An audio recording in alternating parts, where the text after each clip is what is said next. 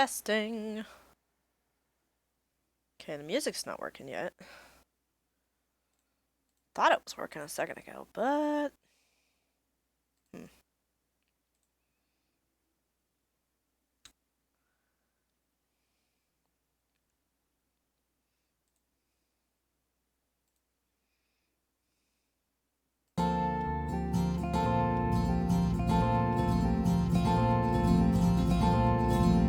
Oh dear.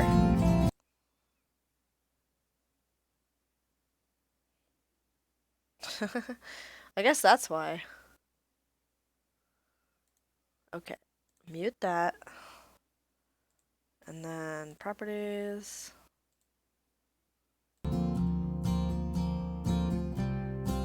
Cool. Turn the music down to about half.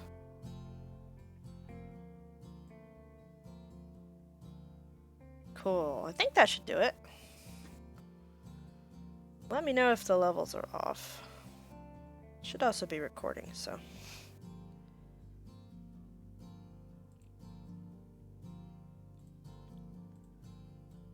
Alright.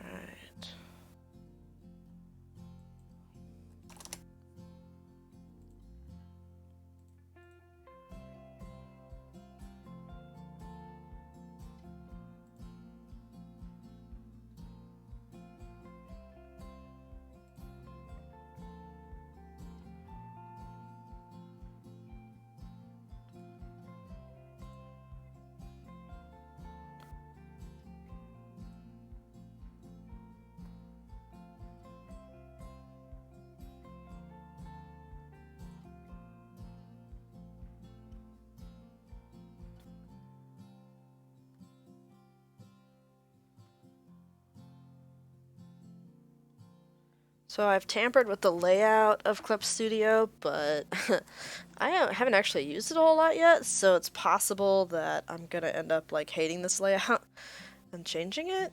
We'll see how it goes. I think just going to be a super rogue child and crop this thing in some weird way.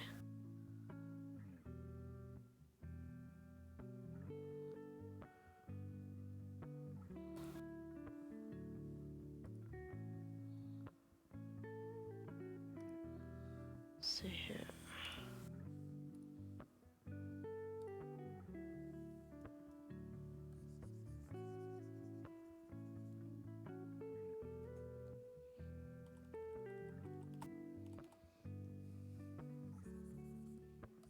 What's happening? Why can't I see anything? Oh, huh. I think I was selected on transparent for like the actual writing color. Alright, I don't know what I'm gonna draw yet. We'll see. Truth is, I haven't actually used this software very much yet. I had just kind of purchased my license for it, so it was a sale, and then like work got really busy and then my computer broke. So I had to like ship it to California to get it fixed, and that took a while. I gotta start doodling faces is what I usually end up doing. I think. And anyway, I just got the computer back, but it was like during the holiday break, and I was sick and then busy with holiday stuff because holidays is a busy time, especially when you have a little kiddo with grandparents that, you know, live right nearby. But don't worry, we are super careful. We're kind of like a closed pod and take all the precautions to make sure nobody's passing COVID risk to one another.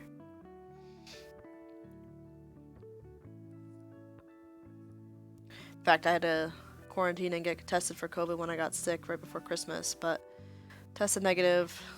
Also didn't behave at all like COVID. It's just kind of like an extra, just want to be careful kind of deal.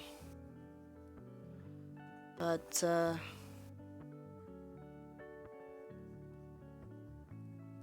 Better safe than sorry.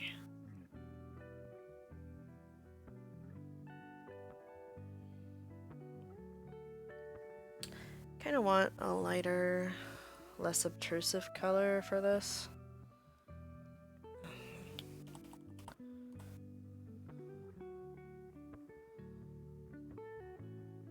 Man, I just don't know. I don't know my tools yet. Maybe I should have not made the workspace totally weird. I'll restart a default for now so that I gotta get used to the tools before I start messing around with that, huh? Well, that's kind of a dubious decision. Okay, let's see here. How do you change opacity here? Soft. Density? Is that it? Do soft. Less density. Yeah, that kind of seems right.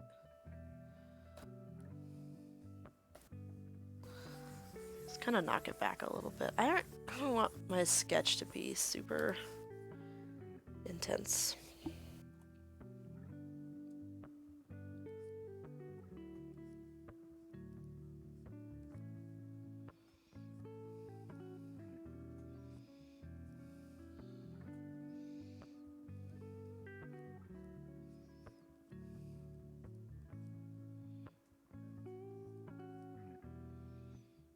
Don't actually know who I'm drawing yet. It just was like, I just better start.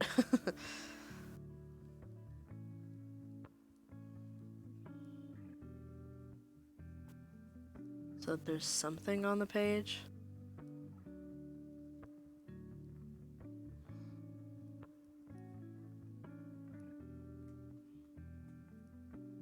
You ever have that feeling where you're just like, oh god, I just have to have something on this page. No matter what it is.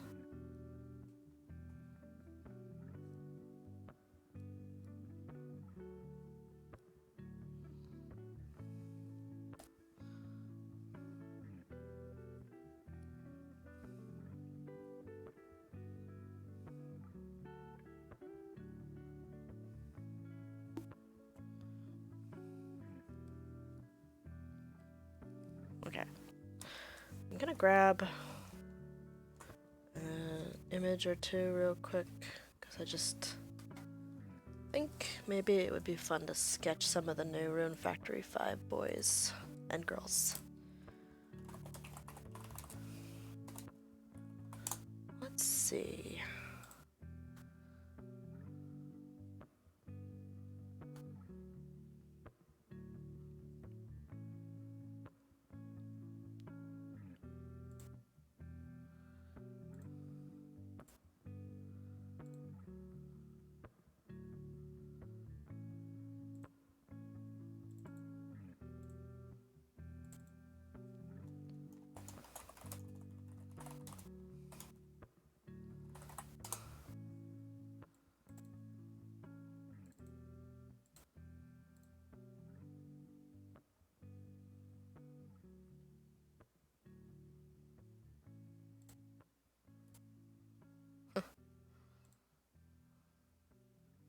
We'll start with Aries. I haven't drawn him yet, and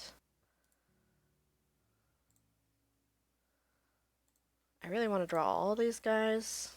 I have a few more months before the Japanese version comes out.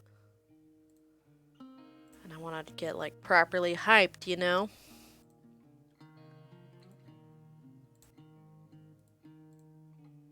Okay. Alright, please excuse the slight delay here. Just creating a pure ref board.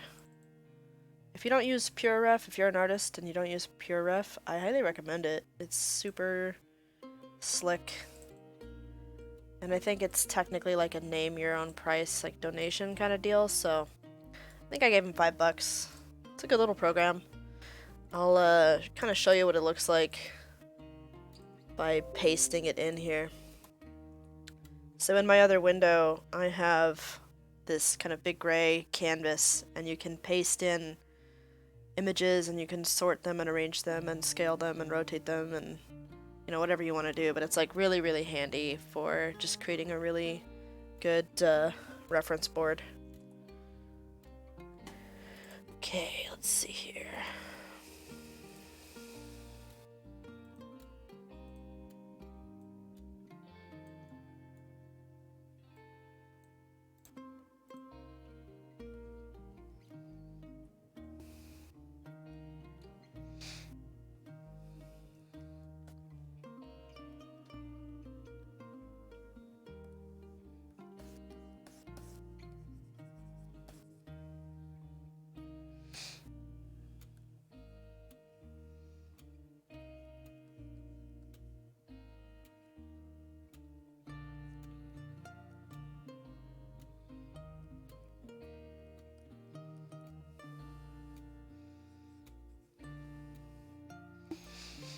So Aries has that, it's kind of like calling back to the really early Harvest Moon games, really, where the main character had that huge, like,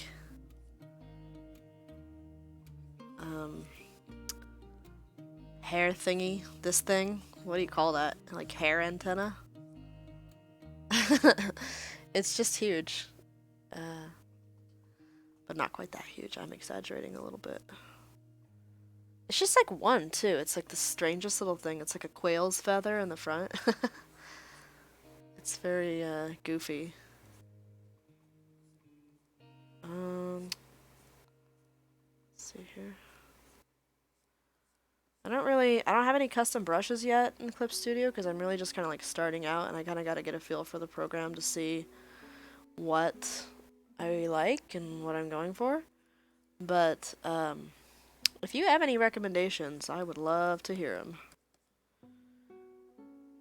Like if you're familiar with this program and you're like, oh, these are the best brushes, I definitely want to hear that. And like what I look for in a brush is really like, does it feel good to use? Like in Procreate, like one of the reasons I really prefer Procreate is because like the Max Ulichti or Ulichti, I don't know how you pronounce his name, sorry Max.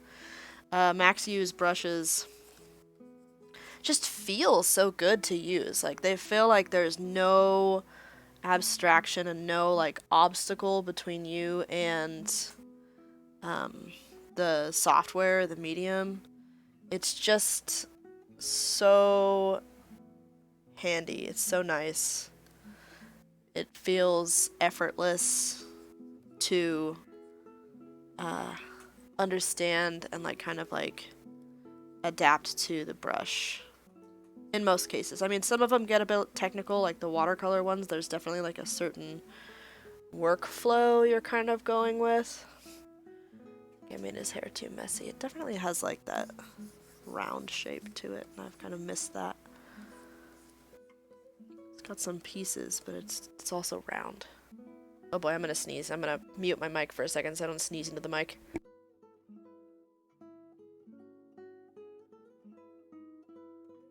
Alright. Gesundheit to me.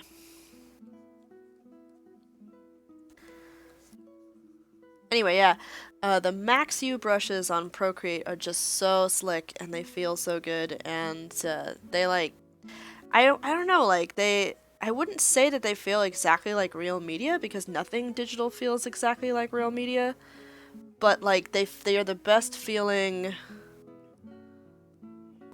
digital brushes I know of that I've ever tried, and so incredibly much better than anything I ever used in Photoshop. I just really do not prefer Photoshop, which is why I'm really like pretty excited to get into Clip Studio and learn it.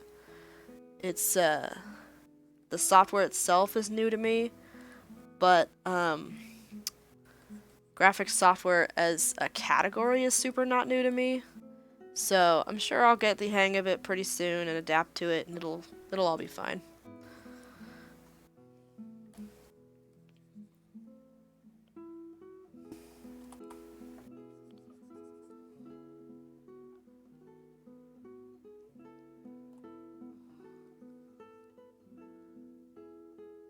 Please feel free to pop in the chat if you want to. Like, if you have any questions or you just kind of want to, you know, talk and chat and just connect as humans, as people, while I'm doing this. That is all good. I would love the company, so please don't be shy.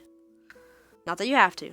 Also more than welcome to lurk, but I just don't want anyone to feel like hesitant, like I'm not going to want to talk to them, because I definitely enjoy chatting with you guys.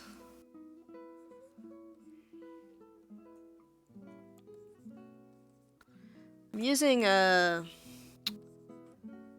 slightly outdated Cintiq. It's like the model from a few years back, but I don't know, I've always been happy with it. I've never had any like particular reason to feel like, oh, this is, you know, needs to be updated or replaced or whatever. I'm not usually the type of person to update my hardware every year or anything like that. I get really attached to stuff and used to it, and then I don't wanna change or update it for a really long time. The other thing I'm really stoked about for learning Clip Studio is I am so stoked that I don't have to have like a street fight with my Windows and my Wacom tablet like you have to do all the time with Photoshop. Like I had to purchase a license for Lazy Nezumi because Photoshop, I just cannot get it to behave the way I want with the Wacom tablet. It's just not, it doesn't work. Always has a problem. It has the shoelacing effect or, you know, some dang thing. And it's just ridiculous at this point, so I'm really excited that I have this other, you know, powerful and well-featured software to start using and get used to. So that I never have to deal with that again, hopefully. Okay, I'm gonna just call that a warm-up and keep going.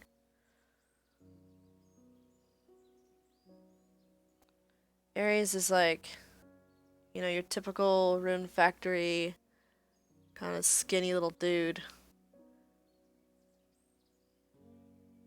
It's funny, his like, I can't tell if his outfit in this opening scene is like just the same as whatever's underneath later. Like maybe it is. But yeah. Just got a couple of different screenshots I'm working from.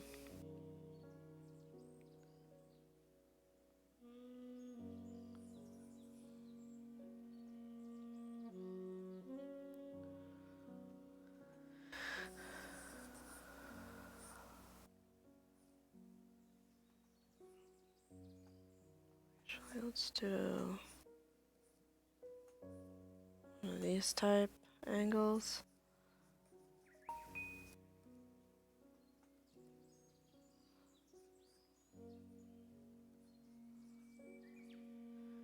The ball thing for a head, to like block in a head, I feel like for me is only really useful to choose the initial direction. And as you can see, I pretty rapidly end up replacing it with this sort of skull and face like shape block in. Like I don't, kind of gonna do like a little planes of the face thing for a second here. I don't want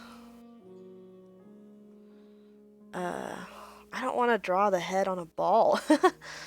Just really, I'm only using the ball to get like position and direction, and then after that I abandon it pretty quickly. Just kind of knock that back again.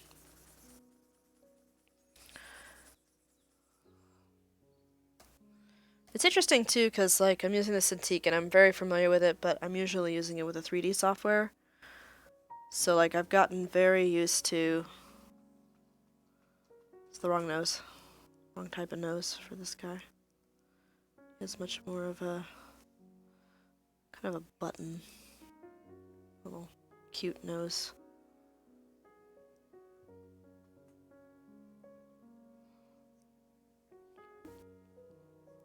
Anyway, with the Cintiq, it's funny, you'd think I would be like kind of bothered by the feeling of drawing on glass, because I sure didn't like that feeling on the tablet initially. But I got my paper-like screen protector almost immediately, and as soon as I felt that, I was like pretty sold forever on that idea. It's just like the slight tooth to the screen surface just really makes all the difference for me. And for whatever reason, even though it just feels just awful to draw directly on glass on the tablet, it's not so bad with the Cintiq for whatever reason. I don't really have an explanation for that because it seems counterintuitive to me. And I sure feel like I'm kind of just clunking around right now. But hopefully that's just because I need to get warmed up. Whoa! Accidentally triggered a tool I didn't mean to. I'm still using Photoshop shortcuts. So I've never really loved Photoshop as like a painting tool, but I have used it quite a bit in the past, and also like for 3D artwork, like to do textures and things like that, and just like image editing. So I have the Photoshop shortcuts really ingrained in my mind in a big way. So I'm probably going to mess up and use those again and totally send this software into some kind of reaction I didn't intend quite a few times. I'm sure that's gonna happen. Let's see. When your head is facing that way, inexplicably, the hair antenna changes directions. So when his head's facing screen right, his hair antenna is convex to the right. But when he turns left, in the reference, it's still facing right. It's one of those things that lies, I think. It's just a lying hairpiece. But it's like kind of pointing up a little bit more. How does that work in 3D anyway? Guess we'll see when the game comes out.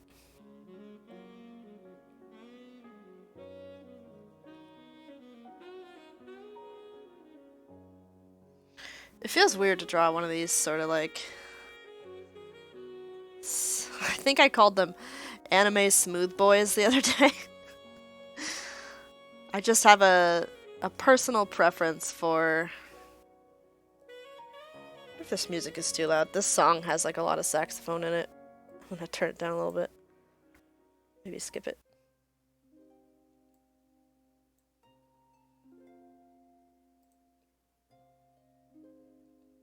Okay, I think that's a little better. I like the music there. I want the music there, but I don't want it to be too loud. Okay.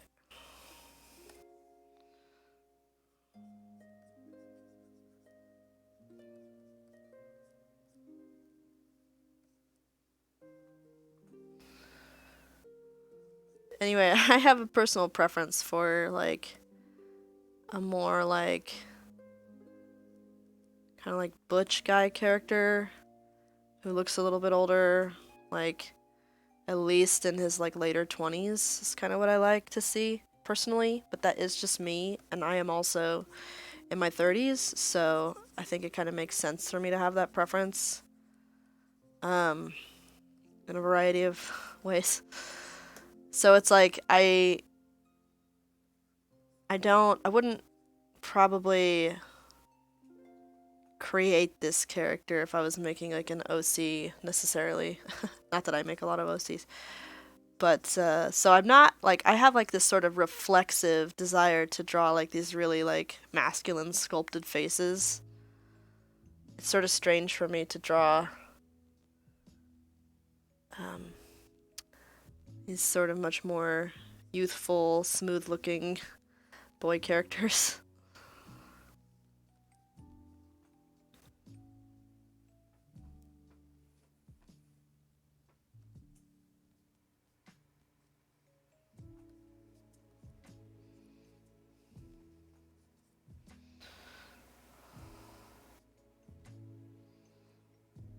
See, like, even this one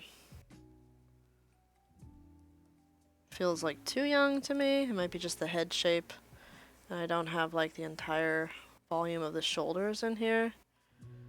But like this one over here feels a little closer.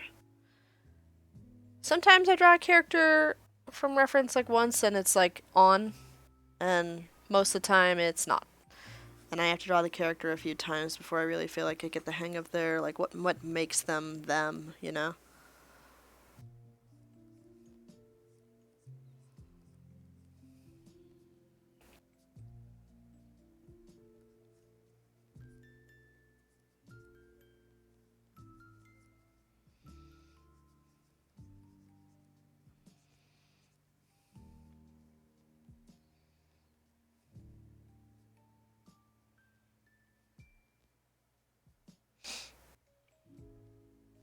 I guess I probably better draw him with that hat.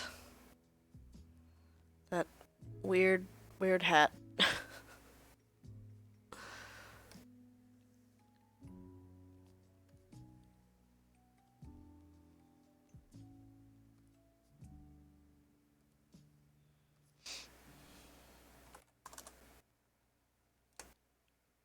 Just gonna make the canvas more square. Kind of make it...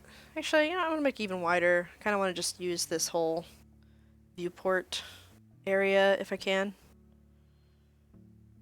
Let's see here. What did I just do? Change canvas size. Just do like 4,000. See. Nope, that's not big enough. Yeah, that's about right. Okay, so now we're actually using the whole viewport, which is the way to go. Don't really want to just be drawing in like a tiny patch of screen. That would not be good. Actually gonna scoot this guy down too. Over here. Thank you, sir. Oh boy.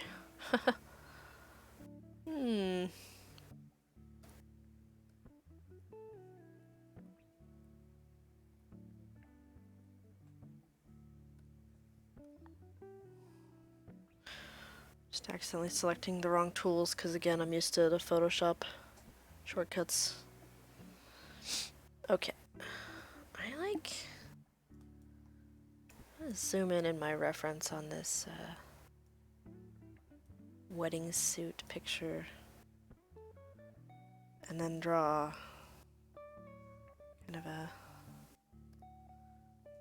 somewhat more... I'm actually gonna even lighter. Draw a somewhat more soft, I guess, expression. See if I can get that and have it really feel like it looks like Aries. It doesn't really help so much for me that, like, I feel like he looks so much like so many other characters. Like, I haven't quite yet figured out, like, what makes this... Well, wow, I just did a crime. I just did a crime, and that crime is going straight to the hair without establishing the head direction.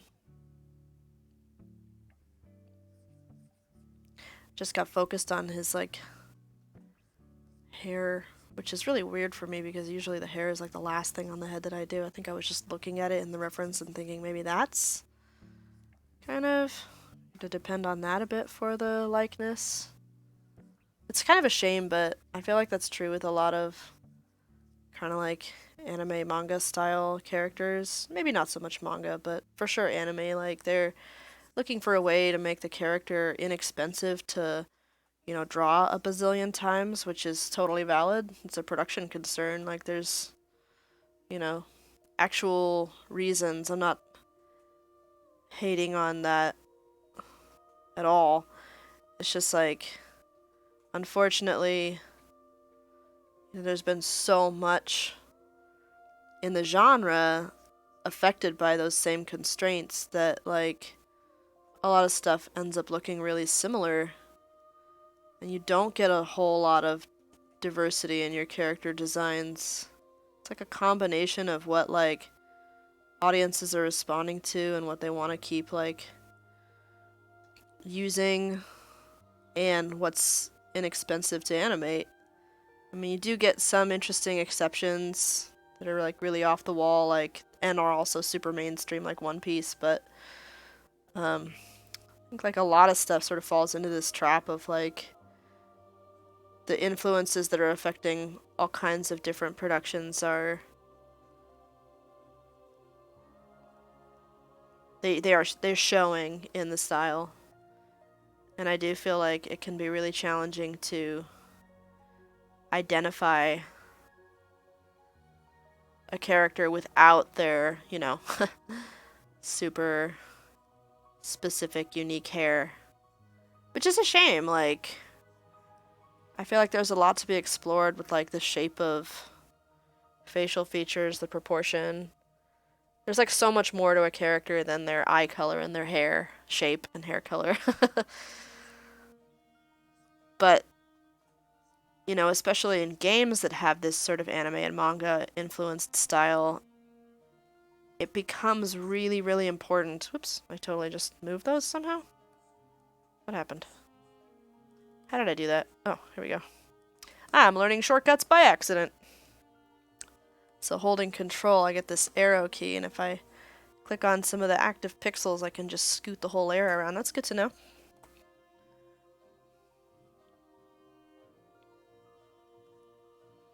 Oh, what brush am I using?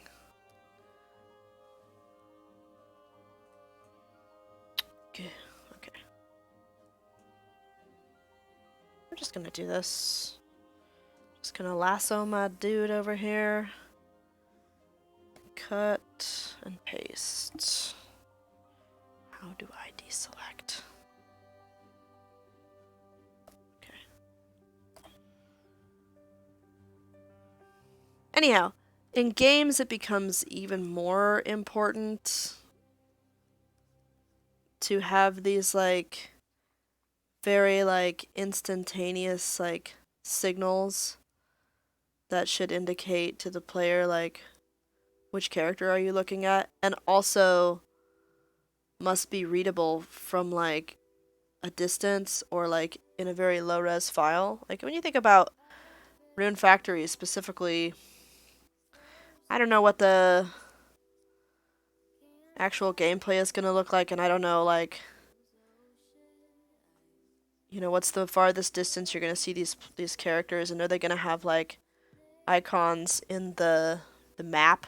But in Rune Factory 3 and 4, you had, you know, the map that showed you kind of where townspeople were moving around, and that was like a very small number of pixels in which they had to have a recognizable character portrait that you would be able to see and say, oh, that's where, you know, Vishnal is today. So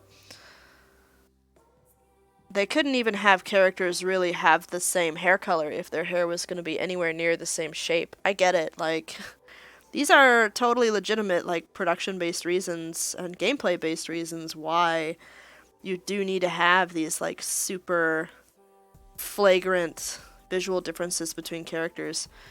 And it is fun, you know? Like, it's fun to have a character with pink hair or, you know, other exotic colors and shapes. It just kind of makes me a little bit sad when I feel like there's no way I could have been able to tell the difference between one character and another without their hair, because the like model of their face is so darn similar.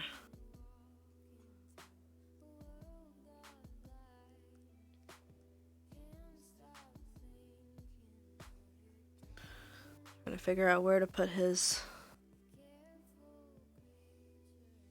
gaze direction here. Getting like a little bit of the bottom plane of facial features. Kind of becoming unclear with my lines here.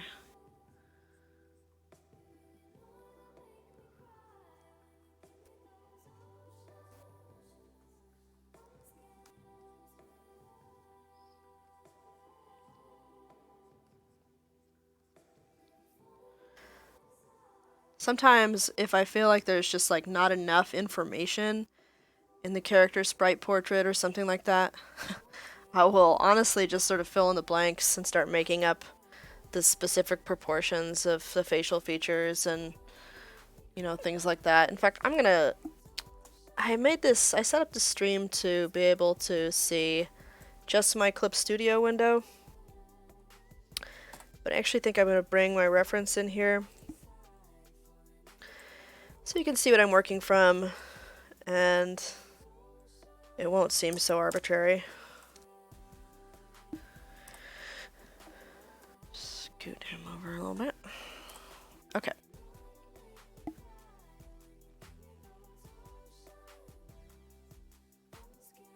Oh, I keep doing that. I need to set up marking menus for this. I really hate moving my arm all the way over to the left of the screen to select a brush and stuff. I'm very lazy, okay? Oops. Still on that layer, apparently. Okay.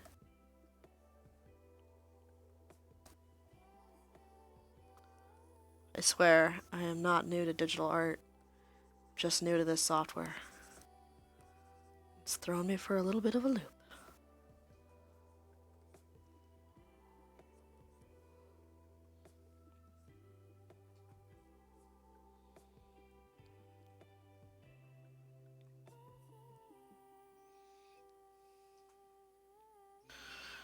I feel like I'm going to... Ah, yeah, so... What I was saying before, I just kind of extrapolate what I think... What kind of like facial feature or detail sort of matches with the personality. Or like... You know, design of the character overall.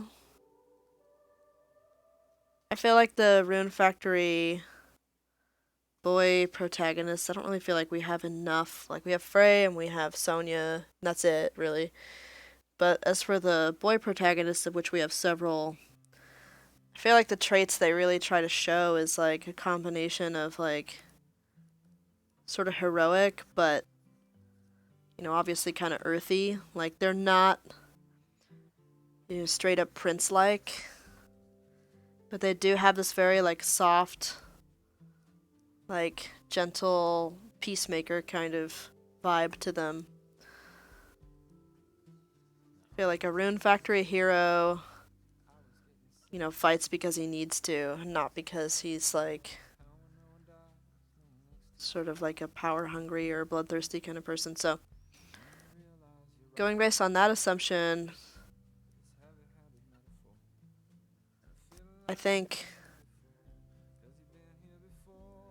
It's not that a character's, like, a specific facial feature really truly universally describes a personality, but there is kind of like a set of expectations we have.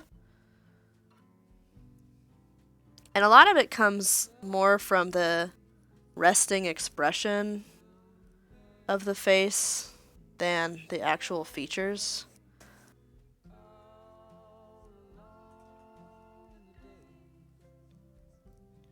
I find that, like, if anything, the expression is the most important thing to express the identity of the character. I mean, obviously you need the likeness to be there, but likeness can be immediately spoiled if you don't have the proper, like, expression on the character. Like, everybody has a full range of emotions, but we don't deploy them all the time. Certain characters, you're just never gonna see them sneer, you know what I mean? I tend to draw kind of big ears, I think. This ear is probably gonna end up behind some hair anyway, but... Okay, I'm gonna knock back the sort of skull shape in the ear a little bit to make room for hair. Okay, so now I kind of feel like I have some kind of groundwork on which to build for the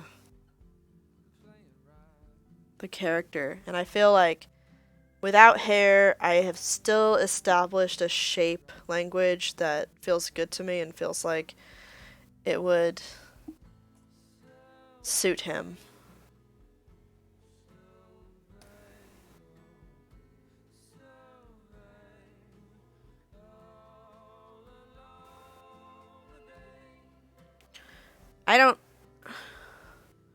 I don't really like to do hair until I've established that.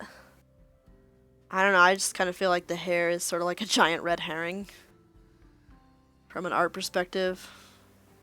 Like, you can cover up a lot, or you can draw a lot of attention with the hair on a character like this, because it tends to be quite dramatic in a lot of cases. Like this... I'm never gonna get over this weird hair antenna thing that's happening up here. Like, that's sort of like a huge banner that's there to tell you, hey, this is Ares. It's not Les. It's not Arthur. It's not any other blonde boy we've ever introduced in Rune Factory. It's Ares. You know this because he has a giant hair antenna that always faces screen right.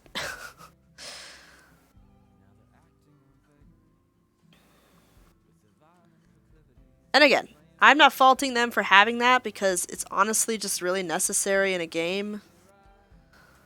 In a game like this. Once again, you need silhouette. Like, if there's one thing you need more than anything else in a game design character, or a character design for a game, where you're gonna see your character running around like at a distance. Oh, hey, Sodor! Welcome! I assume you can hear me, but just in case, I'm gonna type in the chat anyway. Because I wouldn't want you to feel that I was ignoring you if for some reason you can't hear my voice.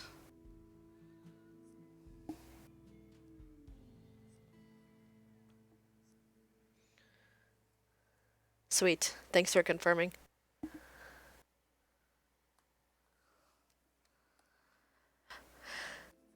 What was I saying before? Something about character stuff in games. Oh yeah, so like you need silhouette. You need, you know, that the brain recognizes color before it recognizes anything else. So you do need like this immediate like color coding of your characters a lot of times if you want to be able to like instantaneously see who is who in like an action sequence. So I'm not poo-pooing those character design choices. Because aside from being really functional from a game design standpoint, they are also really fun.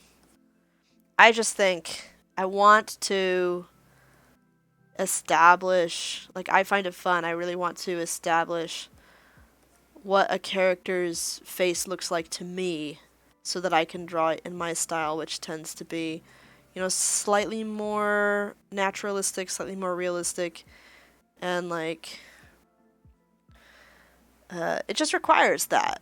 The understanding of what do I think this person's, you know, upper lip looks like. And they never draw the upper lip in a portrait like this, I feel like. It's just a line, you know? It's just a boundary between the open mouth and everything else. So, yeah, I just kind of have to feel out those details and invent them as I go.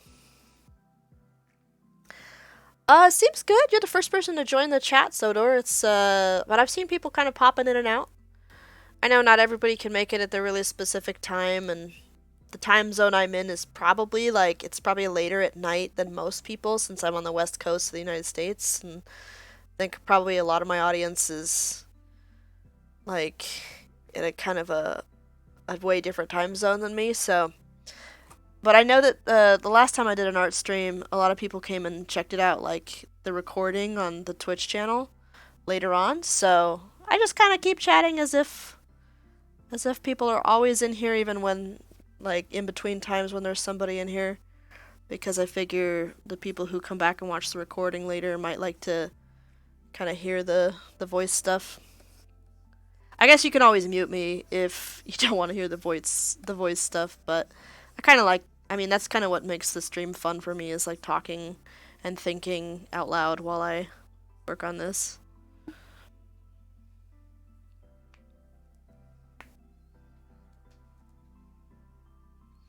So I really like his wedding outfit.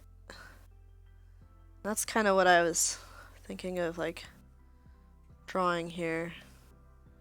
It's just a derpy portrait. When I'm feeling, like, uncertain, I just default to some dang portrait that's not really all that adventurous, but I kind of gotta do one to learn a character, you know? I should probably start doing more, like,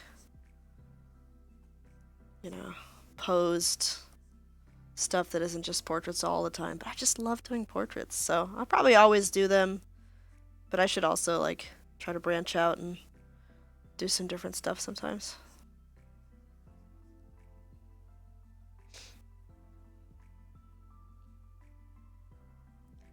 Oh yeah, thanks for stopping in. Enjoy your dinner. Bye.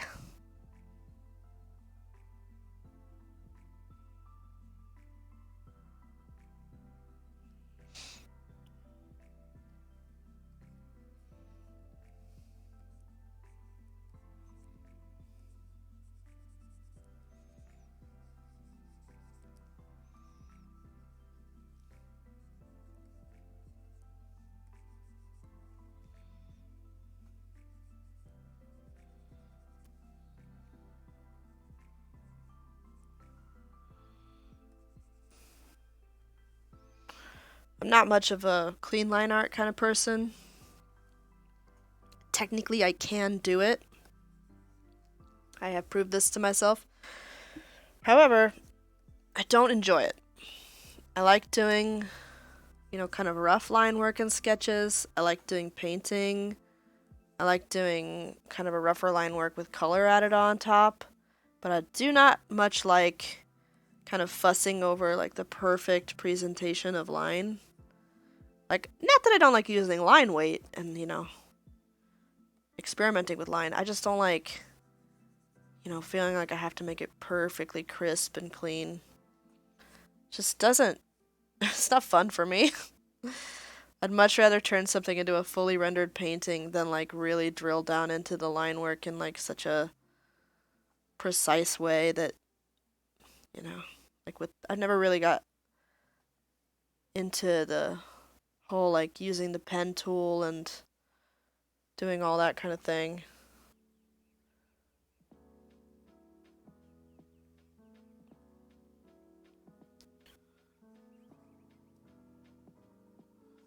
Big freaking flower right here. Just make a circle for now and come back to that. Oh yeah, I'm liking this. This is good. Oh wow. What's going on with this suit thing? It's asymmetrical. Of course it is. Oh, Rune Factory. What are you doing? What are you doing? It looks like he's wearing half a jacket. Oh my god. So weird. I love this series, and even though I love it, and even though I love to draw it, I will never stop griping about their truly bizarre costume design. I actually like, the secret is, as much as I like gripe, I kind of love zany, high fashion kind of stuff. I think the only reason like I find it so funny and like ridiculous in situations like this game is it literally doesn't make sense from a construction standpoint.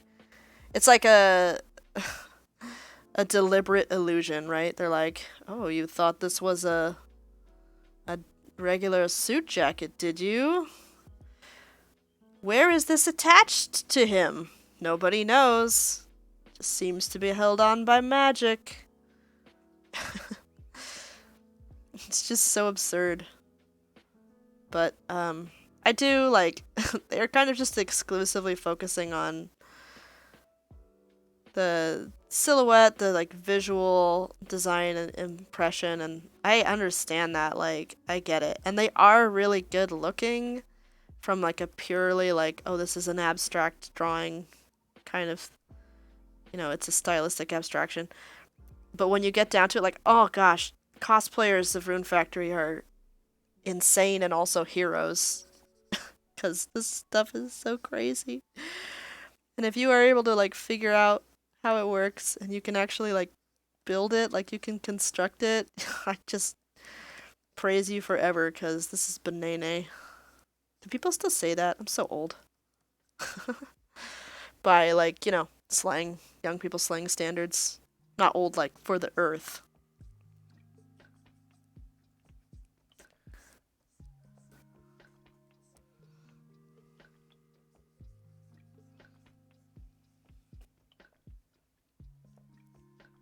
Ugh. Just love drawing a suit, you know?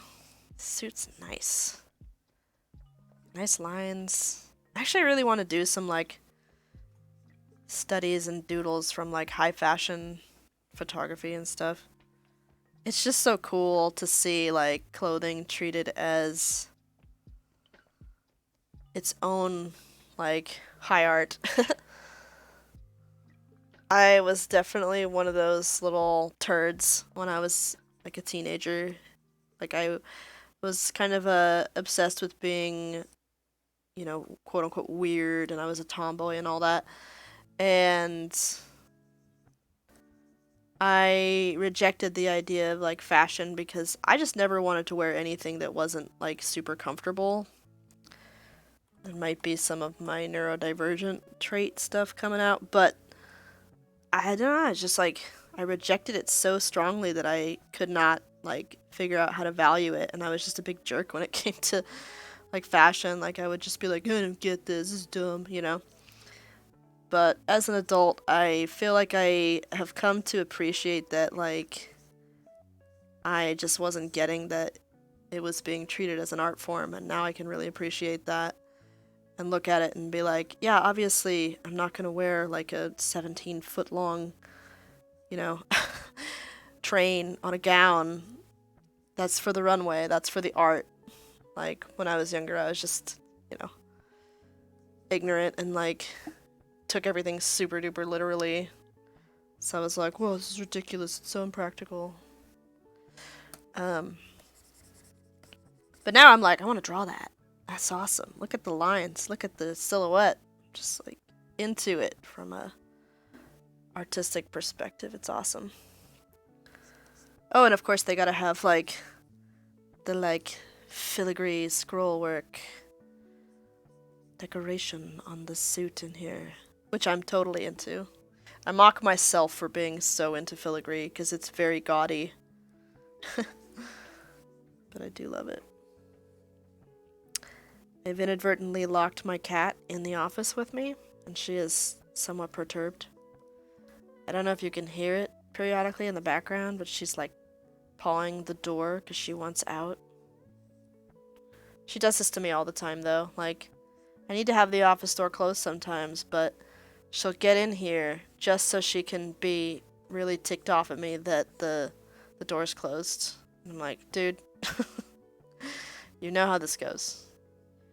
If you don't want to be stuck in here, don't be in here when I gotta work. And stuff like that. So it's like, he's got like a, sort of like a baggy sleeve thing going on. Maybe on both sides, I think on both sides, and yet this sort of over-the-shoulder second sleeve thing is only on one side. It's just so weird.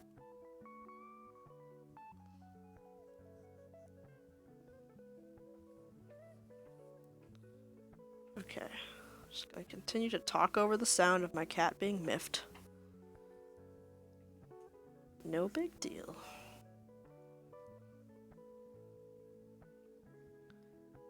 So I draw a lot of Fire Emblem fan art sometimes, and, well, specifically Three Houses, because it was the first Fire Emblem game I really got to play a lot of.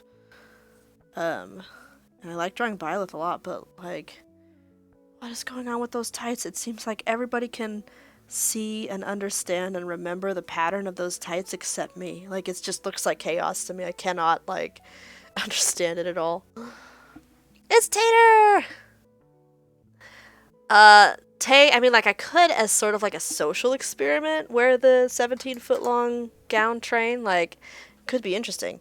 But I feel like my brain would probably not stop screaming about how expensive, like, 17 feet of fabric is. So I would just implode from the stress of, like, oh god, I'm ruining this fabric.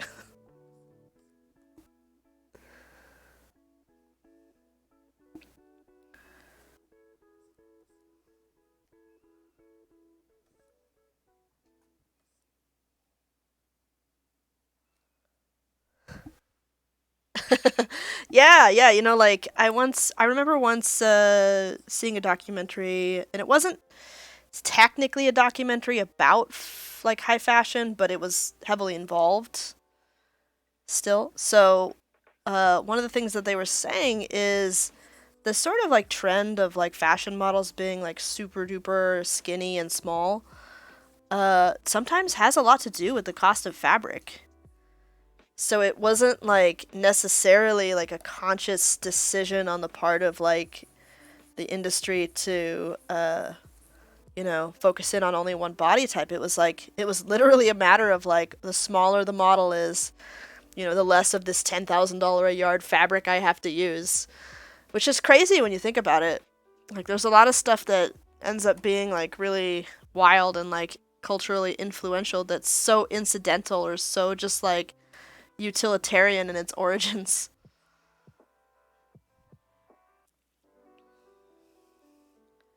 All right, you know what? I'm actually really liking this. The first couple are duds, I think, but that's how warm-ups go, you know? Just kind of dinking around, trying to like get into the zone. But I like this sketch. It's turning out well.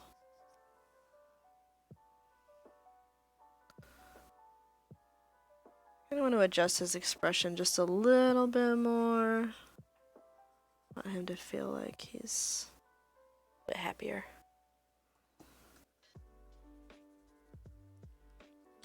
I was saying earlier, I think because I'm on the west coast of the United States, that maybe my time zone is like, it's just really late for everybody else who would be coming in.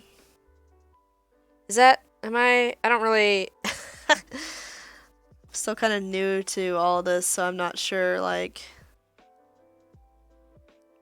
if that is accurate, but it seems like everybody on, like, the kind of, like, in the Atlantic slice of Earth. Yeah. So, like, East Coast USA and, like, West Coast Europe are, like, super not into this time period. I could maybe try to make them, like, in the morning. It's just really tricky working around my toddler's schedule, you know? This is the, like, after she goes to bed and time frame, and she's really easygoing when it comes to going to bed at night, so, like, I can, like, pretty confidently know that I'll be able to stream and, you know, she'll be fine up in her bedroom at night. But in the morning, it's a little more dubious because her wake up time varies a little bit more. Ah, darn, I just tapped the microphone, sorry. Keep forgetting it's right by my face. I wonder, like, how much that affects stuff. Like, I wonder if there's, like, a bunch of people on the East Coast that are just, like, you know, frequently up late specifically to communicate with people in other time zones. Since the East is the earliest.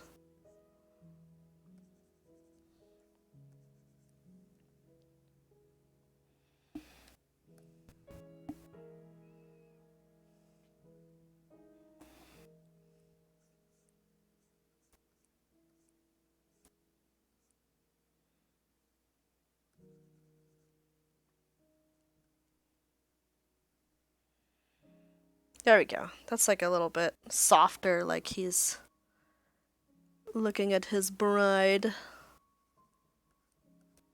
Soft, gooey eyes.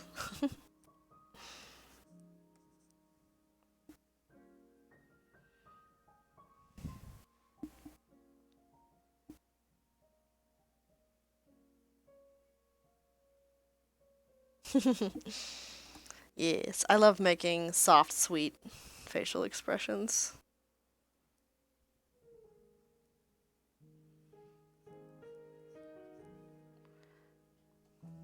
Eventually I'll start exploring like more Clip Studio, like brushes and things like that. I'm really just using kind of default whatevers right now because I really don't know like program that well yet.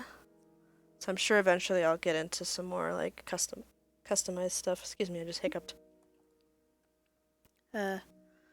But for this moment I'm just kind of like plinking around. Oh, darn it. Eyes are so crazy. You can like just add the tiniest amount of pixels and suddenly they're looking like a radically different direction. Just like, whoops. Yep. Alright.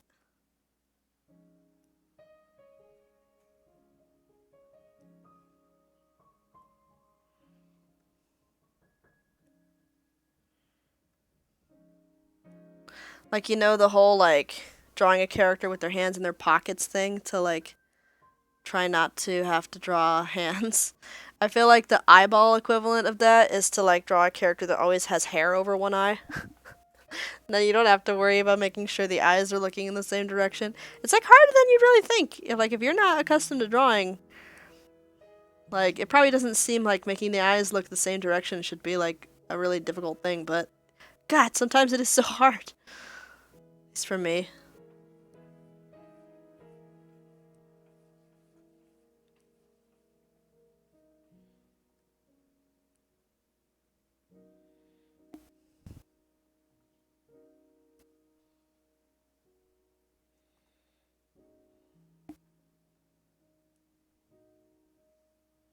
Sometimes I just leave something being kind of jank in the sketch stage, and I'm like, that's for future me to worry about. And future me will be here in like 10 minutes, so it's really a dumb strategy, but here we are.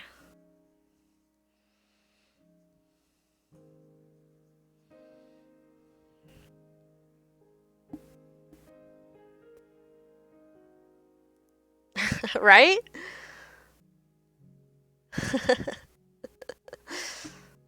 Eye patch. And it's so funny because I'm a person who sometimes uses an eye patch in real life for like actual my eye is jacked up reasons. So it's always hilarious to me to be like, even I, with my legitimate use of eye patch, appreciate a dumb, tropey eye patch character.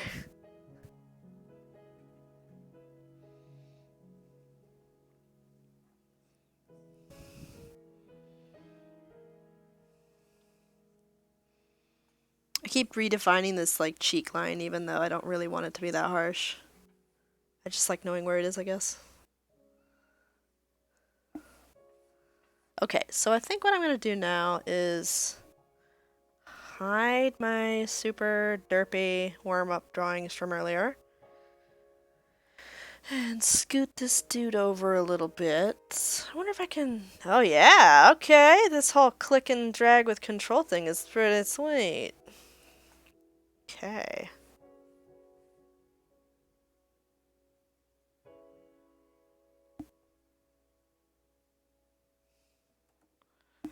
Gonna get my lasso here. Do do do do. Okay. This is what I need. Maybe I can rotate you. Gonna like adjust that thing.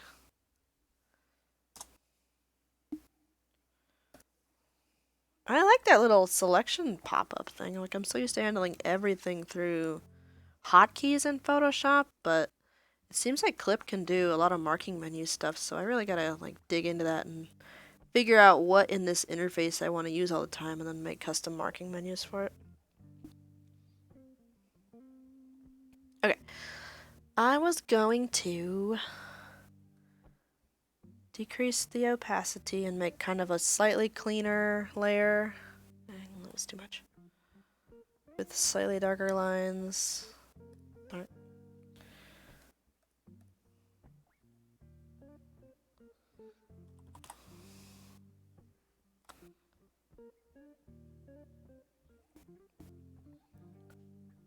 Okay. Whoops, I guess if I want darker lines, I gotta change the color to not frickin' light gray. Huh.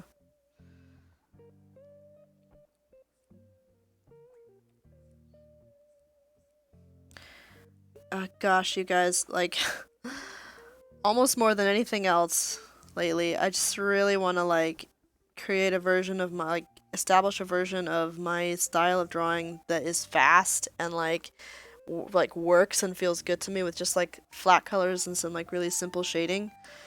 Because I feel like I just live in this place where I like automatically feel the need to like heavy render everything and like paint everything, and I'm like, dude, just sometimes you just want to do like a quick thing, and not everything has to be like a super elaborate thing. But it's weird. I like know how to do the more elaborate stuff, but I feel like I just don't know how to do the simpler approach that I always see like people doing with like just flats or whatever, and it looks so good and so crisp and clean.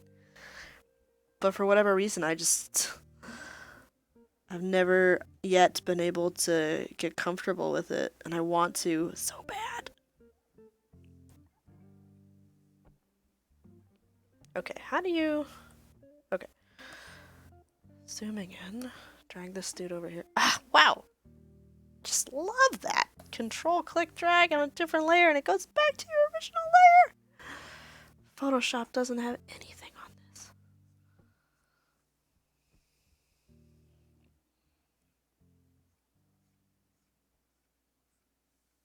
You get to be here for all of my, like, discoveries as I'm derping around learning this software. It's, like, very, you know, high potential for unexpected reaction moments.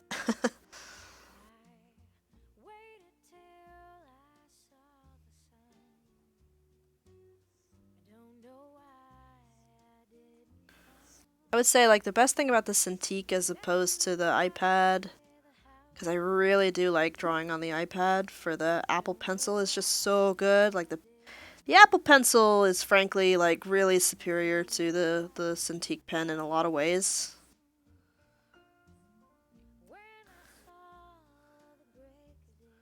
Just like the feel of it, the sensitivity, the tilt, the feeling of it on the textured surface, the way the software is like all specifically designed for that piece of hardware, as opposed to like this stuff. It's just sort of like incidental, and it could be one of any number of styluses. So nobody's like, doesn't seem like there's as much like really testing about how it responds to like a very specific piece of hardware.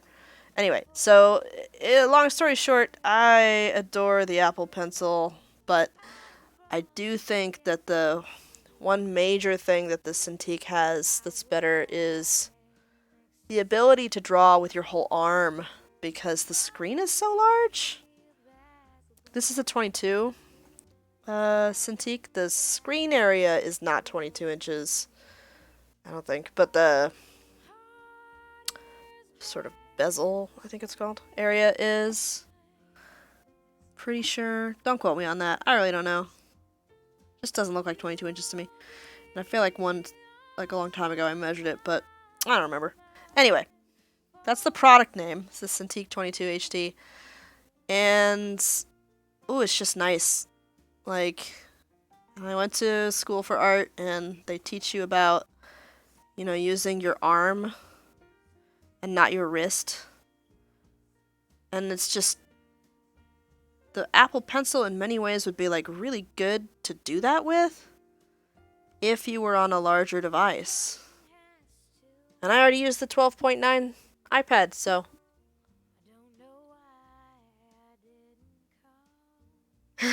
Yes, I am windmilling my arms constantly. You just can't see it. Like, my brain has adjusted to the...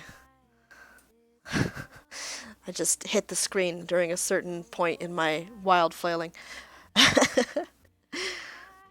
don't know if you can see the text, the chat later in the recording or not. Maybe I should be reading these comments out loud. But, Tay asked, so you're saying you have more room to draw in a really dramatic way, and I'm just going with it. Yes, that's what I do. I just get really, really zany with it. No. It's just like when you draw from your wrist, you have like a really small axis or pivot or whatever. And it just doesn't, you can't really make these like you know, long marks as easily without ending up kind of going off course. Just feels good to draw with your arm as opposed to your wrist.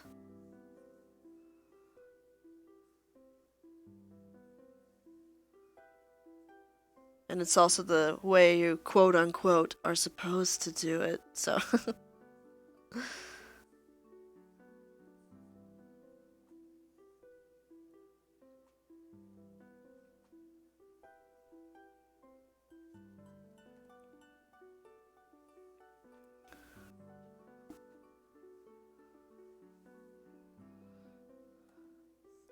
Like, I don't know, feels pretty good. Maybe I could get into making like cleaner line art on the Cintiq monitor with Clip Studio. I've always heard Clip Studio is like really damn good for line art. I'm honestly just using the same stupid. Oh wait, no I'm not. What am I doing? At some point I mysteriously switched to the oil paint flat brush without knowing I did it, and I thought I was still using a pencil.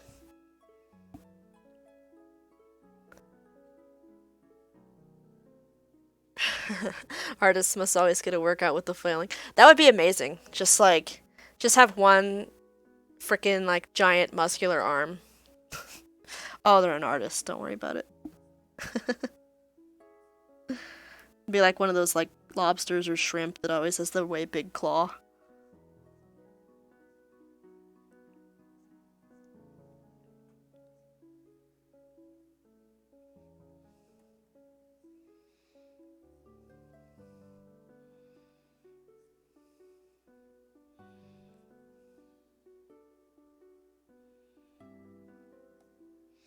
It's funny, I'm like pretty comfortable with like sculpting compression wrinkles and stuff, but like drawing them is really hard. Like really deciding where the like contour should be, I think is way harder than kind of finding the form with paint or digital clay.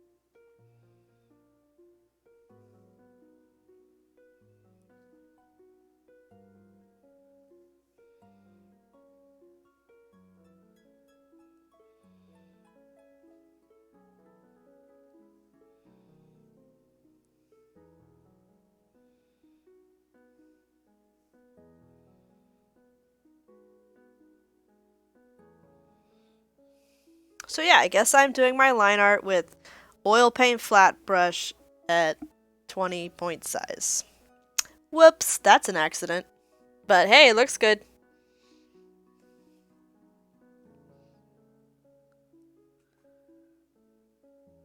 Maybe I should just like change all the hotkeys to be what I expect them to be so that I don't have to learn a different set of hotkey muscle memory. Could do that.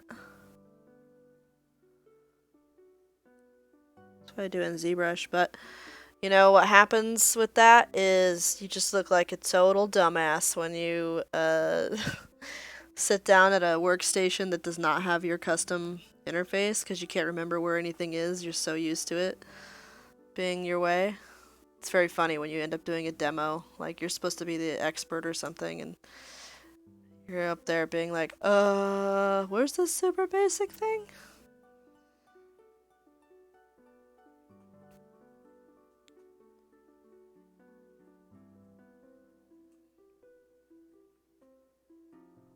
Goddamn ellipse.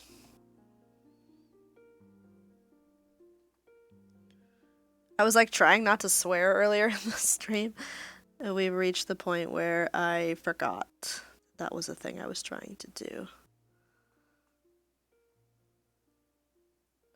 I'm a very sweary person, so... But something in me is like, I need to be more professional for this dorky fan art drawing I am making. Whoops, I snorted. I do that. That is part of how I laugh.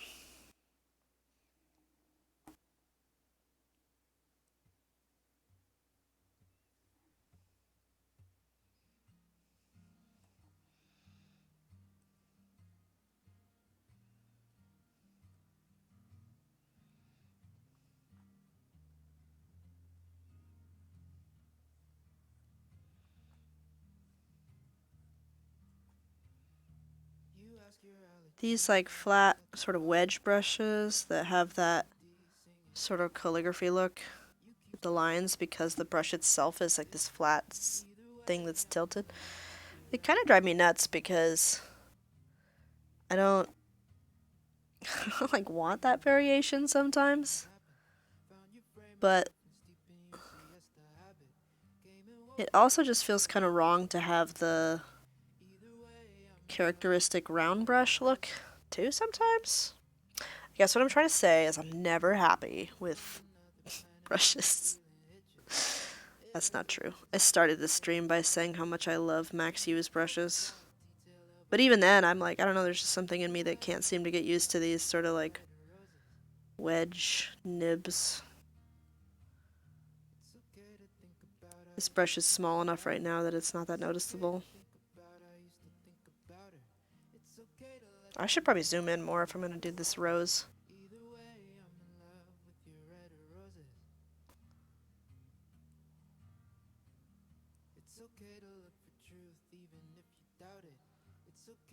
Maybe I'm pretty slow at this. I really don't know. Like, this is a 2-hour stream and I'm basically just doing line art. Is that slow?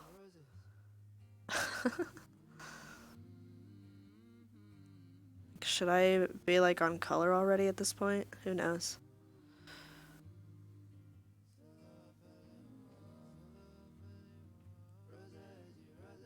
Alright, hold on a second. I gotta let my cat out before she like decides to like vengeance pee on my carpet or something. Be right back.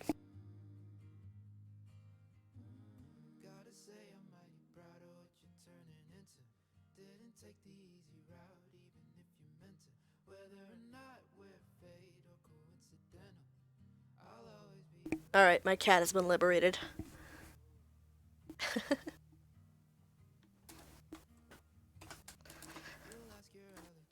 She is free to go pee elsewhere.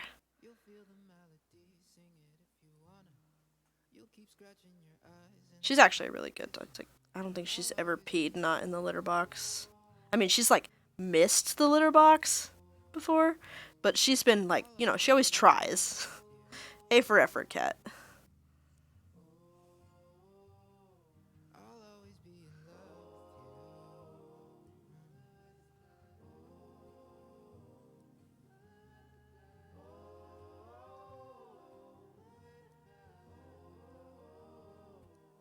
Okay. I think that's alright. Oh, Tay, I don't think you were in here yet at the time, but earlier I was looking at this wedding suit thing he's got going on and being like, what? It's like half of it has a lapel and the other half doesn't. And I went and on like my usual spiel of like the costumes are just crazy and you cosplayers are just heroic for creating these things in real life because they are the zaniest thing. And I can't even ever understand how these are intended to be constructed.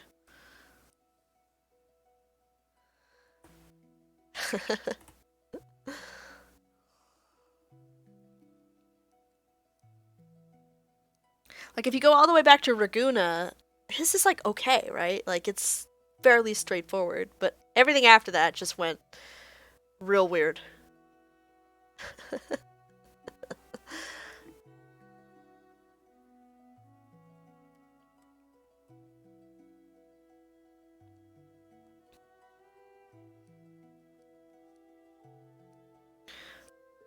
Oh, hey, by the way, I turned the music down a bit because I was worried it was gonna be, like, annoying or something.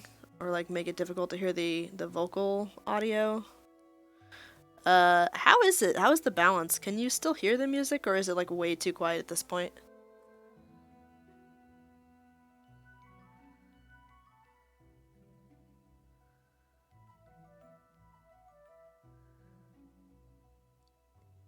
R4 was ridiculous. Oceans was like... Oh, whoops. I guess the music level is really, really quiet. Hang on. I'll turn it back up a little bit. Is it... That's a little better? Maybe like thereabouts? How is it now?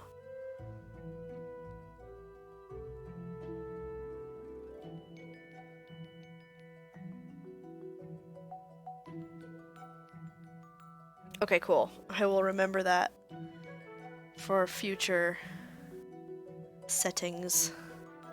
Anyway, yeah, RF4 costumes were bananas. I felt like the Oceans or Ties of Destiny was like kind of hit a sort of sensible area for a while.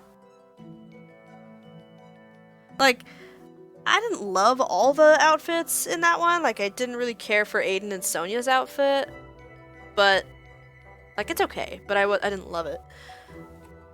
But it was rational.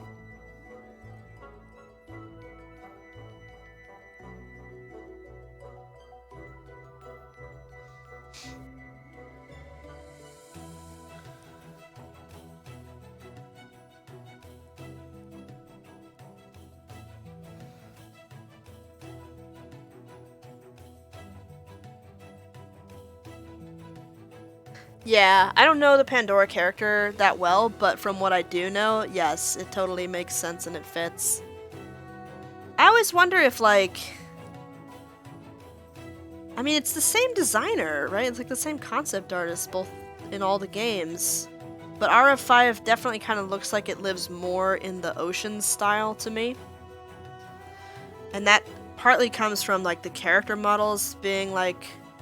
You know, more polygons, more screen real estate, able to have a different set of proportions and not have to be like quite so recognizable as teeny tiny sprites on the map. And like in the overworld, they're not so small and they weren't needing to be on a 3DS for crimony's sake. That's not a thing people say. I'm just making these up.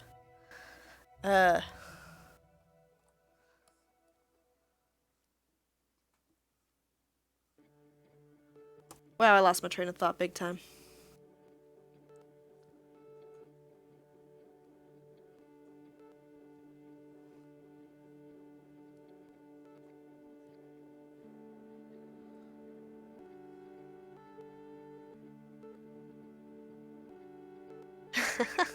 It's so funny because I kind of love the RF4 designs, even though they're all just ridiculous and kind of stupid in a lot of cases. But I mean, it's like one thing that is pretty basic about me is I love stupid things. I like sort of playfully complain about them, but I really like dumb stuff.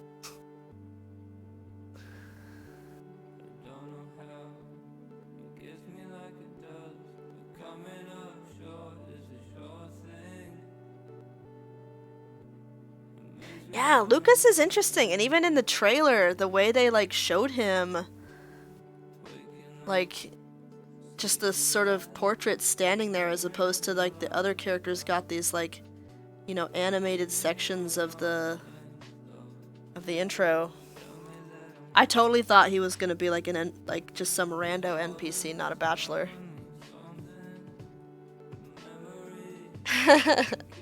Yeah, Evelyn's is pretty out there, but narratively it makes sense, right? Like, it needed to be, because that's her whole shtick. I always thought that Micah's was pretty darn silly. Like, it's... the construction of it is a little more straightforward, which is good. But I still thought it was incredibly silly.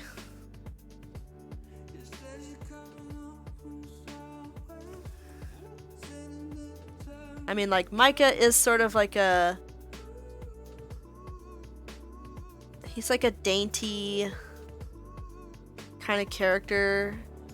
He just seems sort of like delicate and, you know, it makes sense for him to have like the wool, the fluffy like sheepskin, like wool elements in his outfit because he's like half woolly and all that, and that all tracks. But like, why the bare shoulders thing? Yes. He was like, even when I'm not a literal sheep, I need you to know that I'm a sheep, so I put wool in all my outfits. I wear wool in the heat of summer, and I don't give a shit.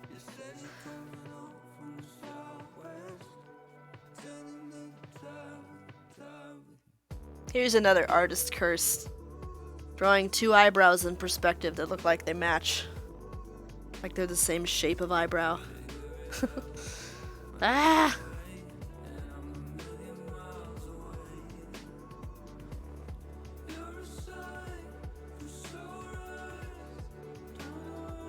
I do think seeing the eyebrows through the hair is a little bit like crimey, but I do it.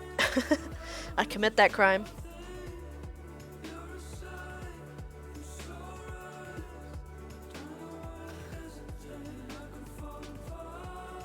Okay, now here's the real test of a brush.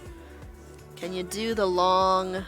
Is it comfortable to do these long, swoopy strokes for bits of hair? You kind of like need your whole arm to do those well, sometimes.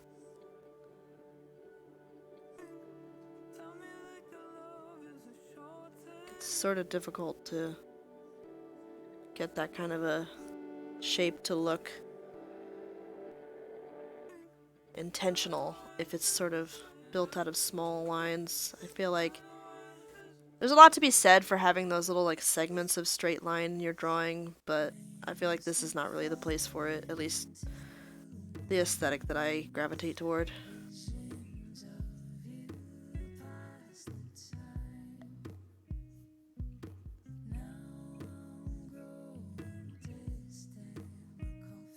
So like, I'm an artist, so when I watch another artist draw or stream, I like want to hear them talk about all the like art aspect, the technical stuff, like their approach, everything. Like I want to hear that. So I'm just like sort of spewing that forth, assuming that you guys also want to hear it. But if that's like, you know, you'd rather just hear me like ramble about video games or something, that's fine. I mean, like, I'm probably going to talk about art no matter what. It's like a reflex at this point, or it's like oxygen. I'll probably pass out if I don't do it. But if there's like topics you want to hear me talk about, you could always let me know.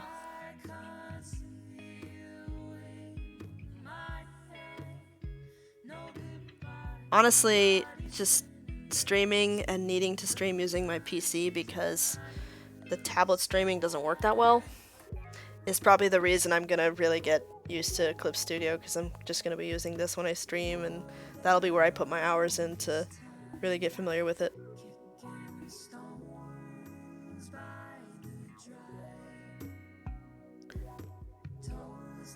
I just think that like it's kind of like breaking... Oh, I'm sorry, I did that thing again. So reading the comment, are eyebrows showing a crime? I just feel like when you establish that the hair is opaque, right? Like you're drawing and painting it, like the hair is opaque. You're not seeing the whole like contour of the forehead through the hair, but you do see the whole frickin' eyebrow through the hair. And I feel like you're sort of breaking your own internal logic of the drawing when you do that. And I'm kind of a stickler for not breaking my own internal logic. And yet I do it sometimes. It's just too convenient, right? Like when you need all this real estate here is like devoted to the anime bangs. But you're like, I still kind of want the eyebrows to help emote. Like it's just born out of the desperation to squeeze some more like actual facial detail in between all these bangs, I think. That maybe the eyebrows exist on another like plane of reality where they're like, I am both in front of and behind And yet your eyes perceive me, mortal.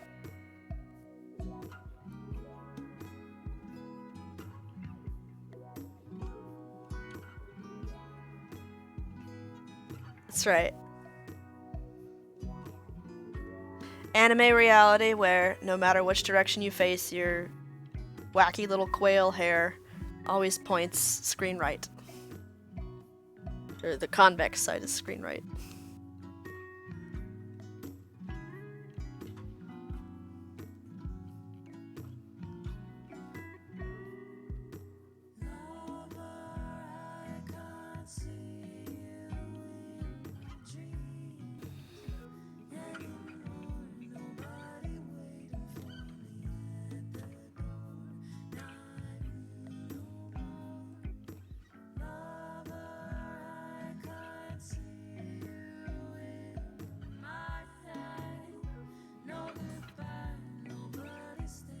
You can see me procrastinating redrawing the eyes in real time.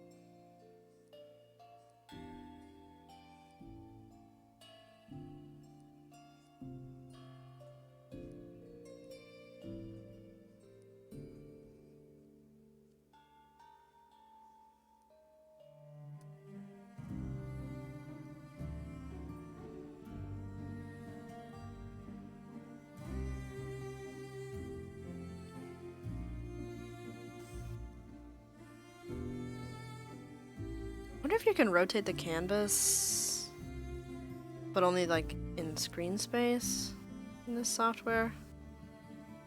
I really have a lot to learn about it.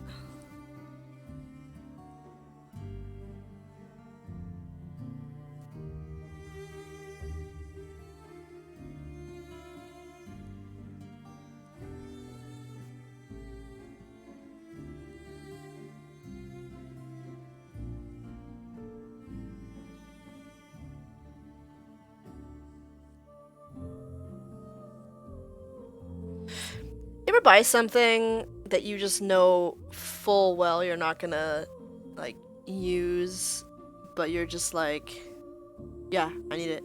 I need to possess it. I have a copy of Rune Factory Frontier and a copy of Rune Factory Tides of Destiny, and I don't have a PS3 anymore, and I don't have a Wii, but I will not sell them because I just need to own all the Rune Factory games. Oh my god, what's happening with this line?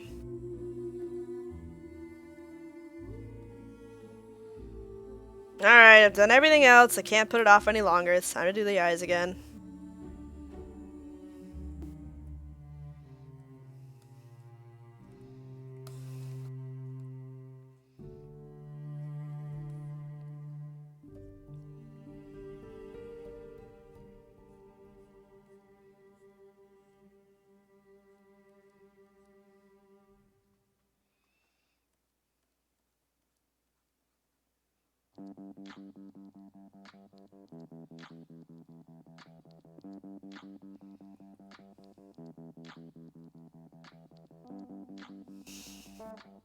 Yes.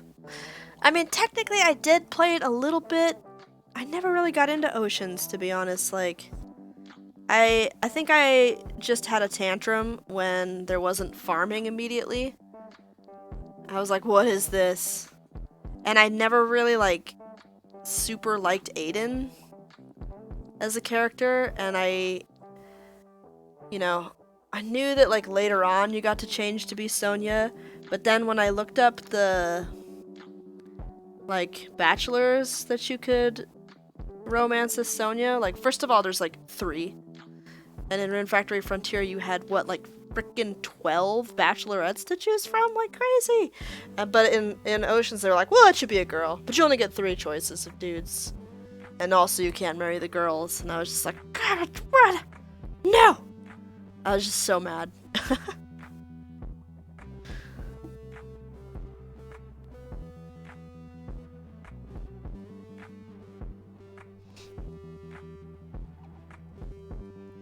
maybe I'm like, maybe I'm like odd, because definitely some people I know who play Rune Factory like do not play it for the farming. They're like really more into like the social sim and the combat and the dungeons, and the farming is like the least interesting thing to them about that game. But I love the farming. I'm so into those vegetables. So like, when Oceans was like, yeah, farming's not really like the focus here, I was like, you lost me. And I want to marry these 3 dudes.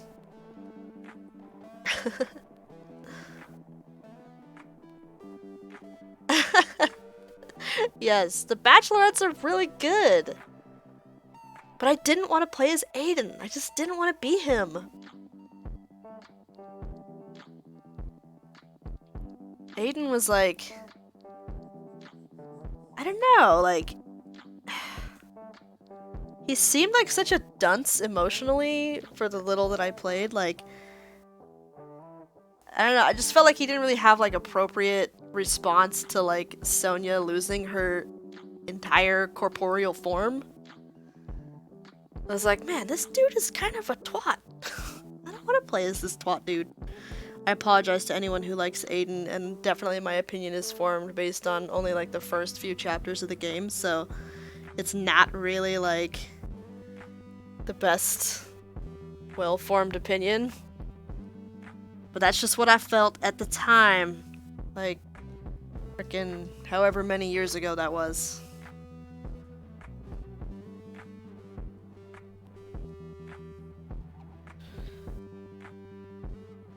I'm so hoping that Rune Factory 5 lets us, just basically everybody be bisexual. I'm like not totally confident it's gonna happen. Maybe I'm just trying not to get my hopes up. But like, they did it in the recent Friends of Mineral Town remake, and it's like the same publisher and the same localization company, right? So I'm like, there's hope, right? There's hope. That's fair. Nobody is responding appropriately to Sonya's situation. But I just felt like everybody else is like, oh, we never knew you before. You're a stranger, and we met you. You were already in this body swap situation. Whereas Aiden is like, what, like her childhood friend or something? Like, he should give more of a shit, I think. He should give more shits about this situation.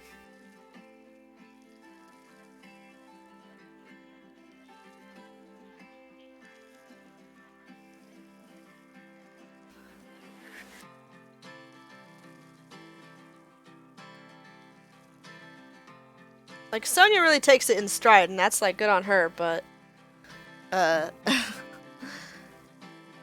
don't know. I was like, yeah.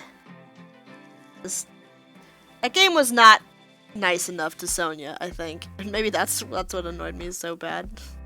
Just didn't want to be this dude who was, like, meh about his, like, childhood best friend, like, losing her body and, like, being trapped in his body.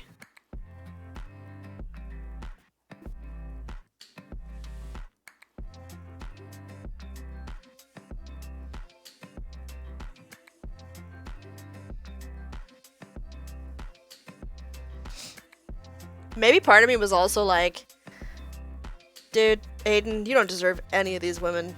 Any of these girls. They're too good for you.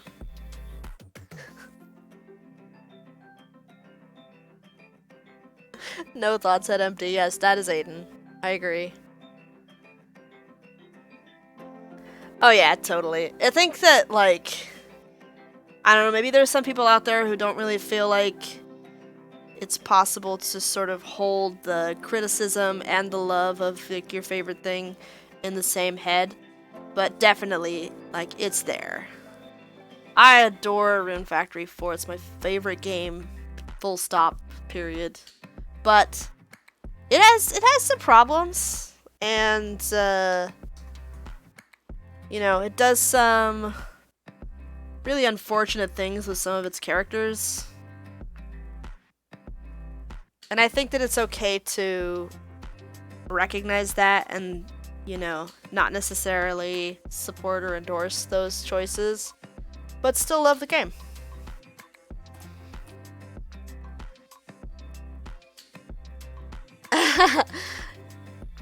Yes. Yes, the girls, too good for Aiden. I never really got to get to know Joe because I didn't play the game that long, but I do remember being completely baffled by his shoes. It just looked like he just taped a couple of pieces of wood to his feet, which is really, really strange. Because it's not even just like wood on the bottom, it's like wood on the bottom, goes at the back, they're too long for his feet. Yes, Joe's shoes! I mean, like, there's wooden shoes in this world, Joe, and they make sense. There's, like, different cultures who've made different shoes out of wood, but they're actually shoes. They're not just, like, nonsense you found and stuck to your feet.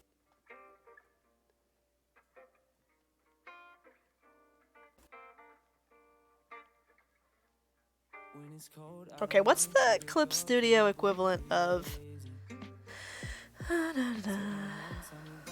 liquefy? Because I need to nudge this eyeball thing I did, but I don't know how to do it. I really don't know this software well enough. What's this? Well, whatever, I'll look it up later. Let's just do it the old-fashioned way right now. Maybe I'm too reliant on liquefy. But it's just another tool. Not gonna fall into that trap of like attributing too much to the tools.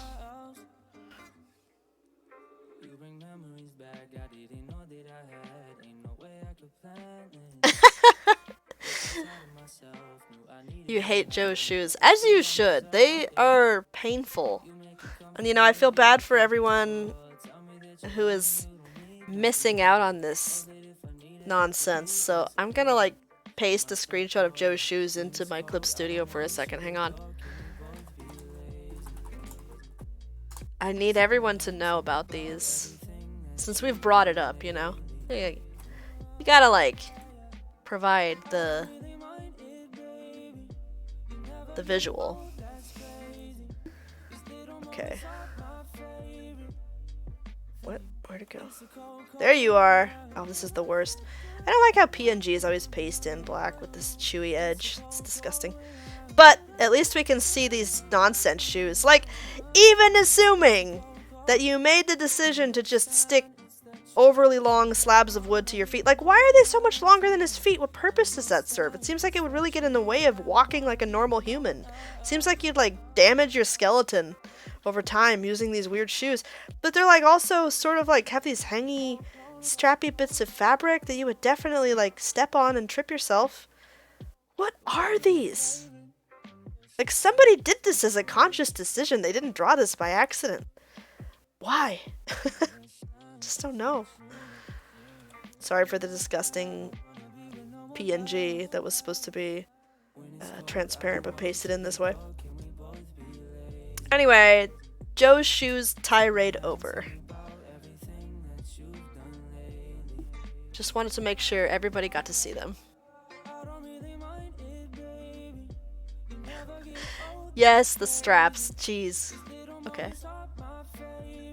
Maybe that's it. They were like, wow, if people didn't even like bat an eye at these ridiculous shoes I made, what else could I get away with? And that's how the stupid broken off nipple chain thing happened, probably. They were like, I bet you nobody will notice. And somebody else was like, I'll take that bet.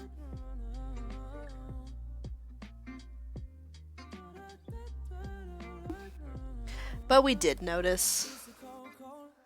And then we were just in pain about it for a decade.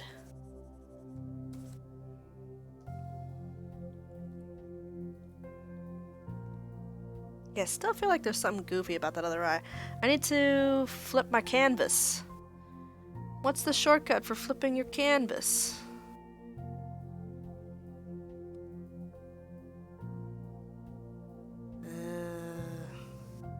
I feel like there's like an actual button for this, because I watched a tutorial and they mentioned it,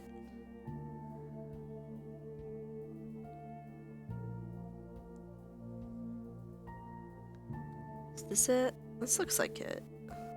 Yeah, okay, so the navigator still shows it in the original orientation, so this is just a temporary thing. It's not actually changing the pixels. That should help. Ooh, okay. Alright, time to continue to try and draw this eye properly.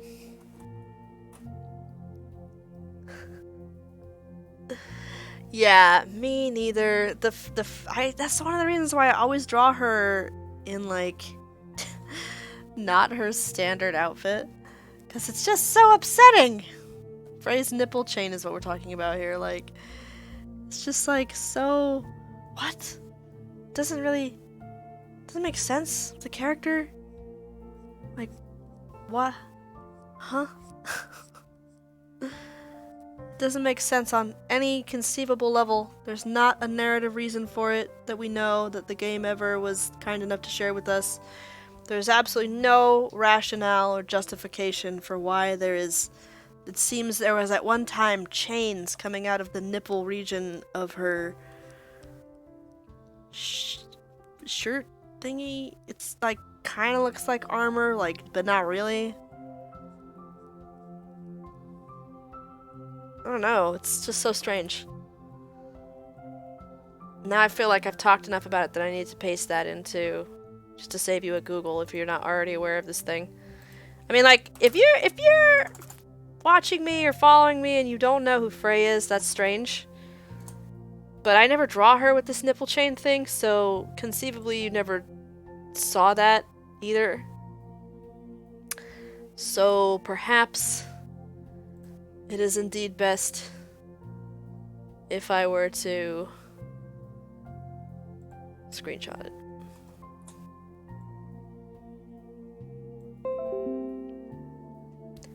Just so you can see it.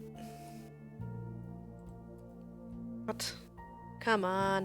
Where'd it go? Oh, that's right. It's gonna be way up in the corner? Ugh. Oh, that's right. I flipped the thing. Okay. Dun dun dun dun dun dun dun dun. Chain! Why? It's like a link and a half of chain coming off of this leather strippy strap thing here. It's just nothing whatsoever. It's like a wallet chain that should be coming out of your pocket, but it's coming off of her boob. I can't with this. Love this character. Hate that detail.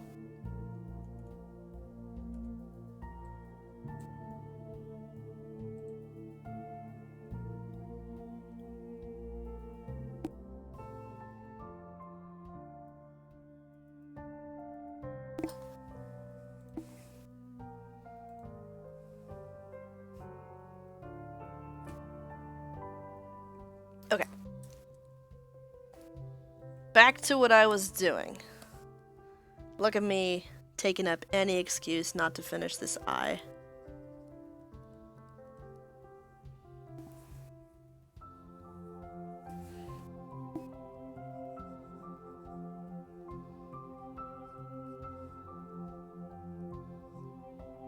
This song is from Night in the Woods. You guys ever played Night in the Woods? Game is so good.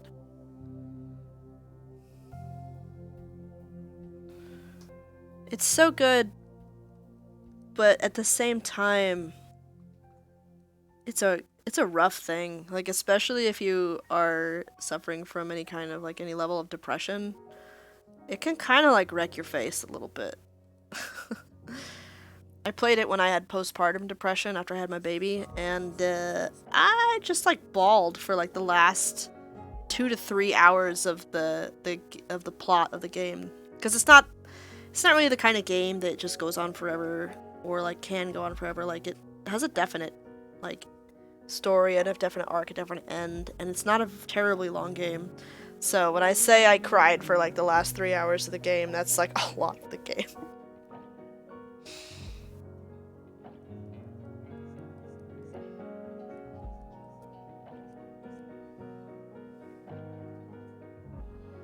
There's just something so like so painfully like honest and forthcoming about how they write the characters. They're like internal or like emotional like pain and confusion at just like trying to function as adults and like make their way in the world. Like, oh, it's brutal, but also beautiful. Like, it's such a beautiful game, such a beautiful like story.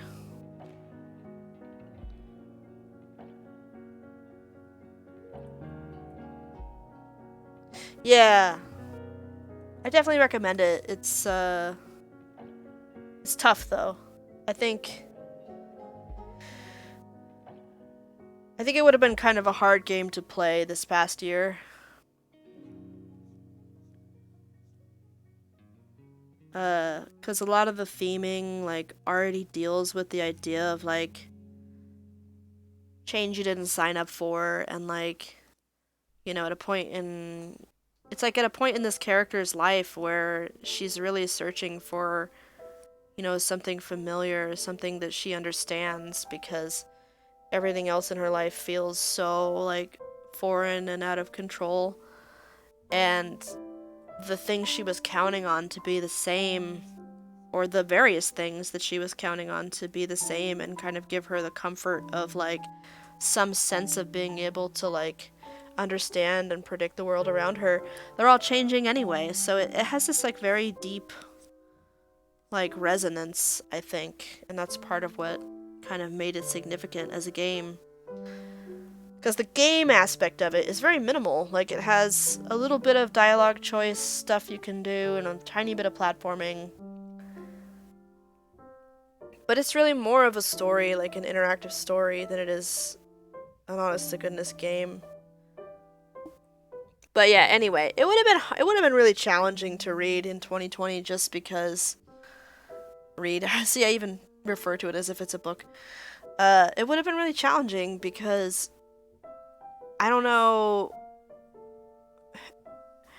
how easy it would have been to like handle that theme in the middle of the pandemic. Maybe it would have hit too close to home. I've never used anything in Clip Studio to color before, so I'm flying by the seat of my pants here.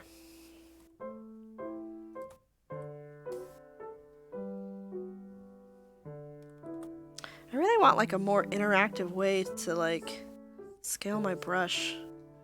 I keep tapping the bracket keys, but I wish I had something a little more sliding scale like.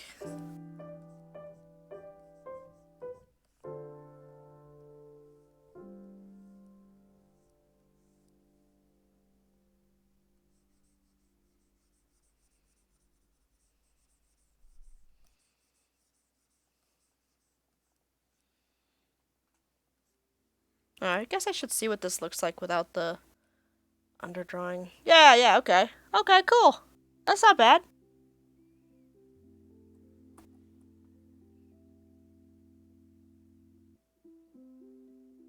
Yeah, Tay, if you're interested in the story kind of aspect of gaming, I would really recommend it. Like, it's not a it's like paradoxical because the way the story is framed at the beginning of the game, like you think it's going to be one thing, like it's going to have this sort of, you know, concentration on like I don't know, I don't want to spoil anything, so I got to be careful what I say, but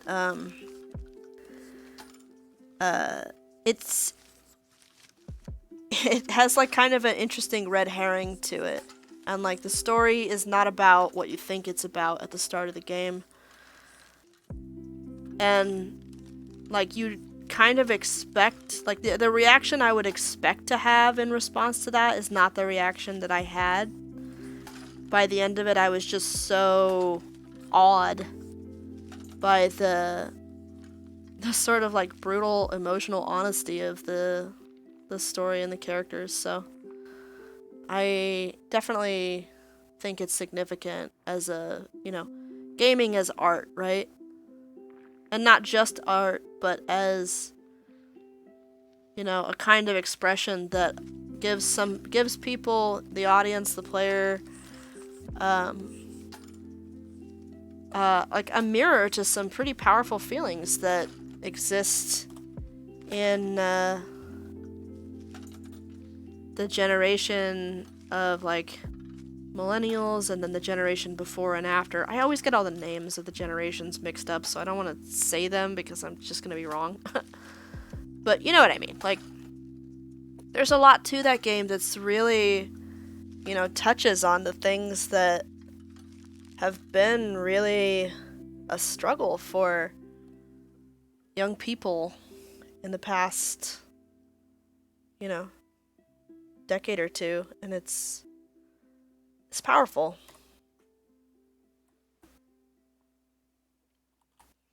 It's neat that it was there, I guess is another way to put it. Like, don't always expect games to be the place where you would find that story or that theme, those kinds of themes. So it's just kind of interesting. I guess I'm not going to do clean flats this time. I never know what I'm doing until I do it, by the way. I'm a very chaotic artist. Even if it doesn't look like it.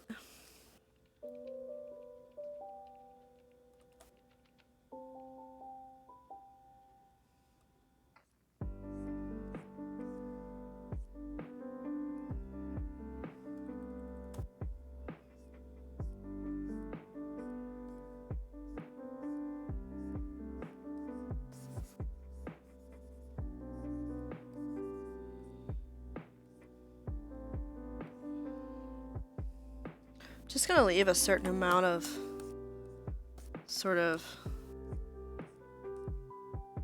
not exactly deliberate color variation in here just because I kind of like what this brush is doing and like being slightly inconsistent with the opacity.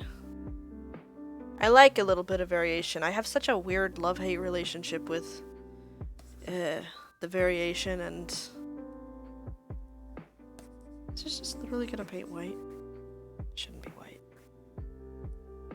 I disagree, eyedropper tool. Okay. Sometimes I just really admire that crisp, clean look, and sometimes I'm like, nope, I want weird variation everywhere.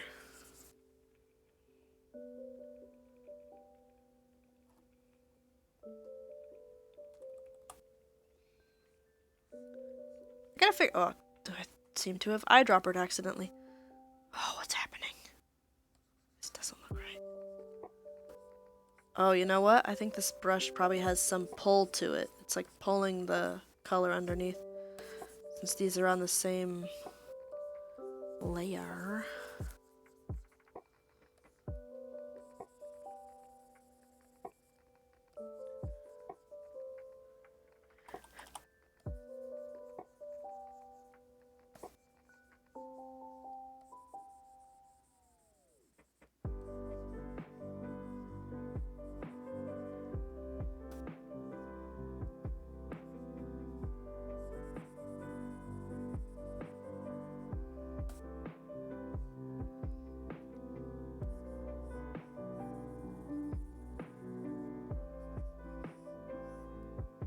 Kind of lost my train of thought there, trying to interact with the software.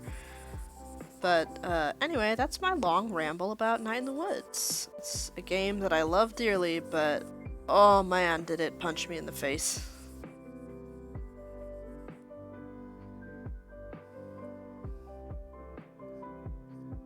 I gotta see if I can like somehow like download the Twitch recording that it does and then upload it to YouTube or something, since it only stays up on Twitch for like a couple weeks or something and it goes away.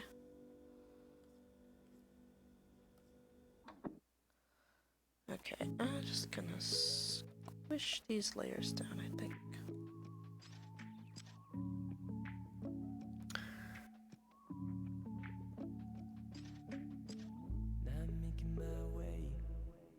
Whoa, what a weird button. Transfer to lower layer. Just so used to the merge function in Photoshop. Alright then. I actually think I'm gonna duplicate this and work on the same thing. Yeah.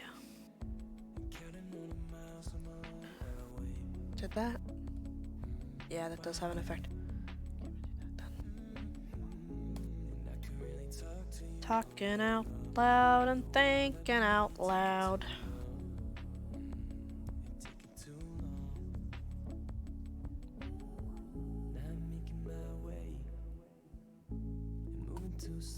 Oh, it's technically time for the stream to be done, but I might keep going for just a few more minutes. Quite enjoying this. This is a weird... I wonder if this brush has like multiplicative effects, because I'm like way up here in the white corner of the freaking color box, and this still feels like it's kind of dark compared to the background color.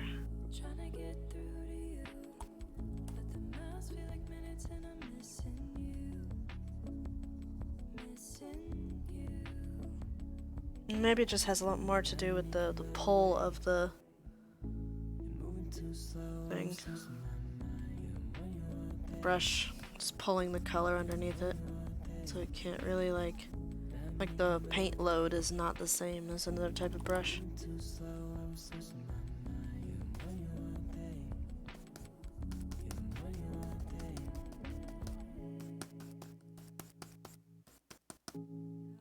Yeah, no, that's not working.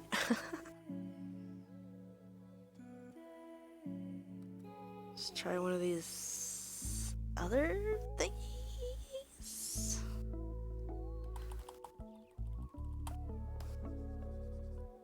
Okay, that seems like something.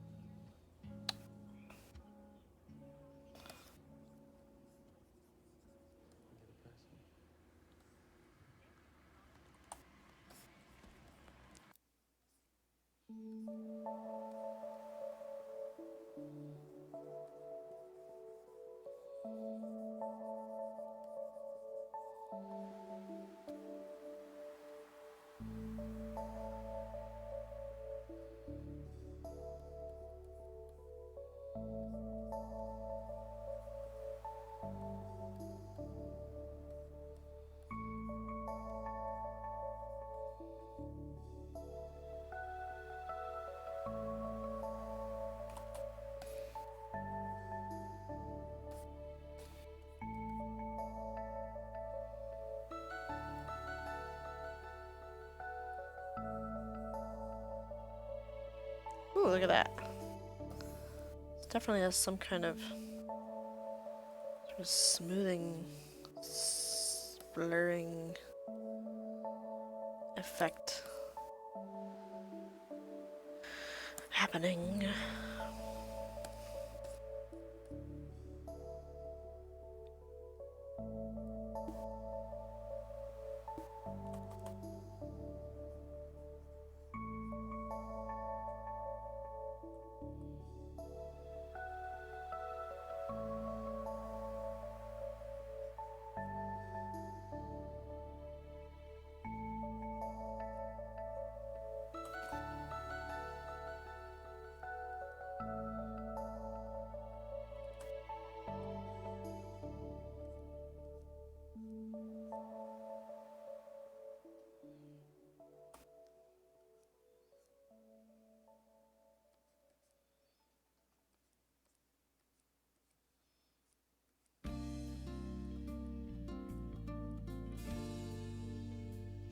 Oh man, every time I hear this song, I'm like, and it's in a bunch of my playlists because I love it.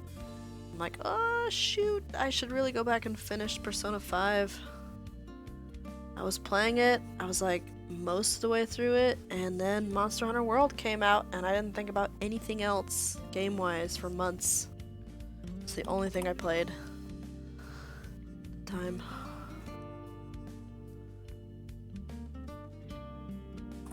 Yeah, I know. And I should like draw more Persona stuff. I mean, like, or you know, any Persona stuff because I don't think I have technically drawn any. Because I love it, but I guess I've just been kind of hiding, ostrich hiding in the sands because I don't really want the whole story to be spoiled for me. Even though a lot of stuff is already spoiled because that's just what happens when you don't finish a game anywhere near the time that it came out. But, I should go back. I should do it. I should just do it.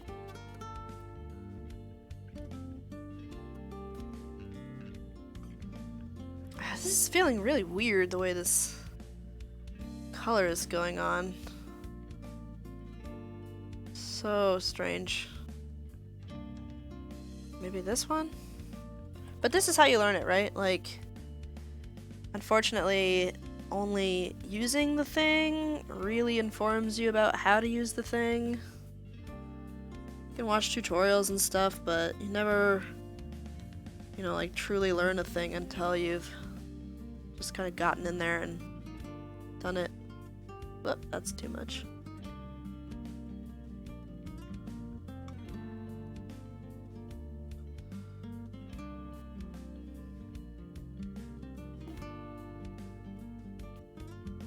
You know what? I totally forgot that some parts of this image are supposed to be blue.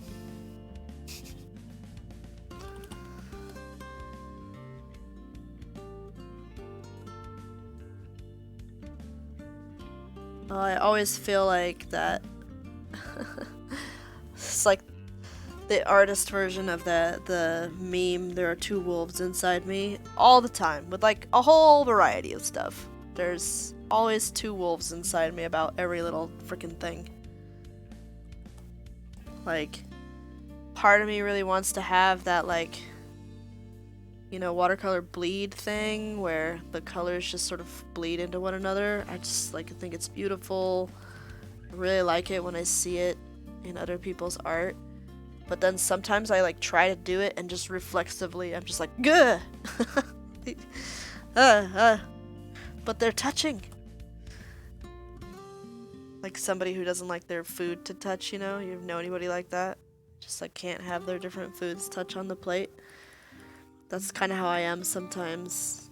Even though I really like appreciate that look visually and want to copy it, I just sort of have this knee-jerk reaction to it when I do it. I like that about a lot of things in painting, I think.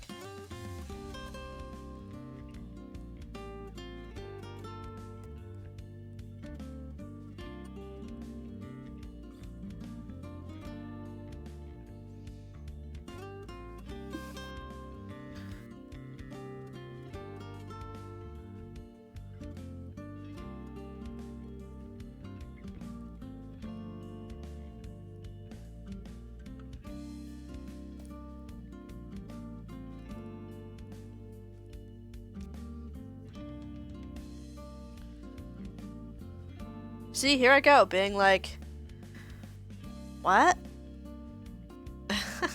Flat colors? Me? Never. I only overly render everything. But hopefully it won't go too extreme with this. I'll just sort of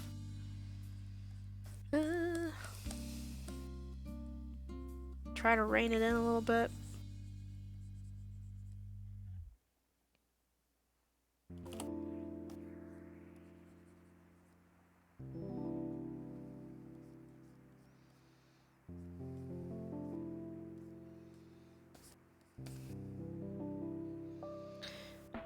I love the idea of comics, but I really have to figure out this like more simplified coloring drawing style thing before I can honestly get into doing comics, because I will die if I let myself do this thing of like wanting to like really render every little thing. I'll just die. It'll take me a year to do a comic, like a short comic, and I'll just be like, well, I'm just gonna expire now.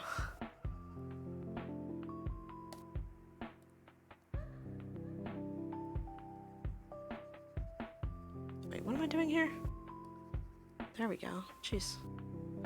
That's not the color I wanted. Well, that's not it either. What's happening here?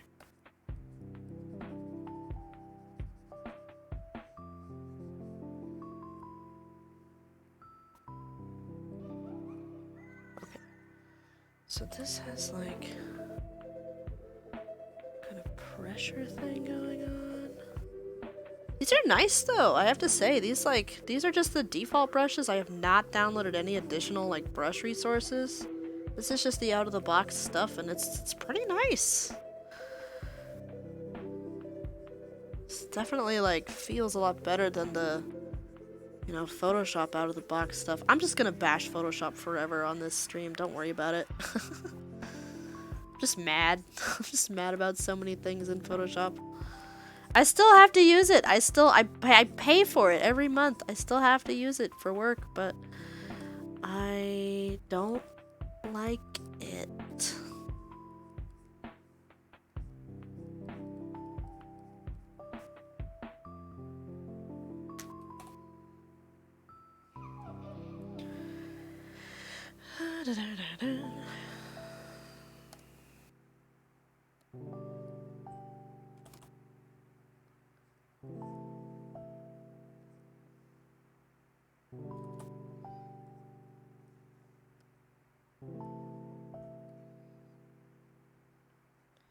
Yeah, this is sweet. The like pressure, the way this brush responds to pressure is really fascinating. I'm liking it. I'm liking it, Clip Studio.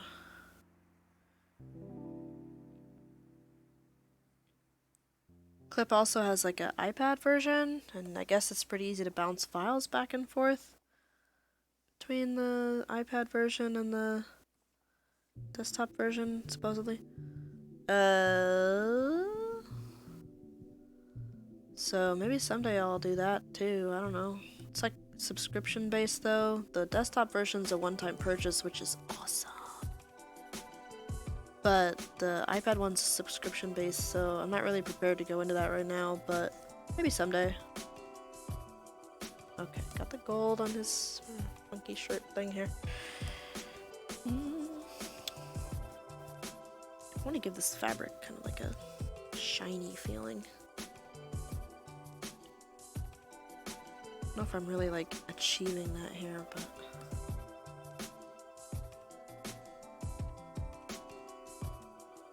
I guess if I was just like a little more consistent about it.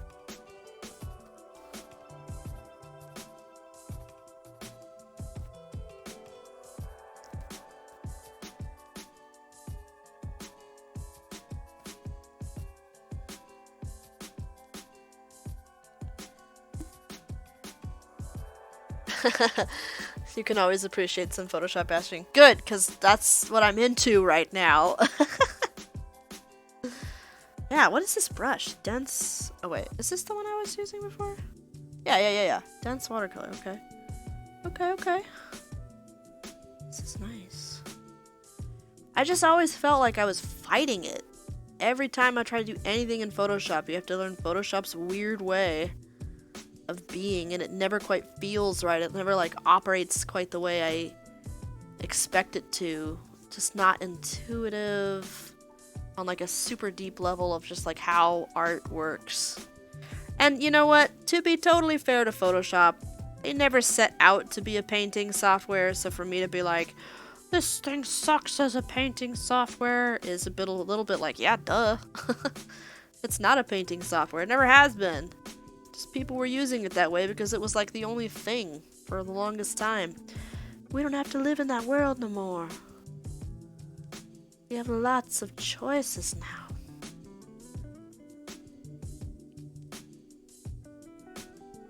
Okay, I'm liking this quite a bit so far, but I've got no color variation within the zones, so I gotta get that in there.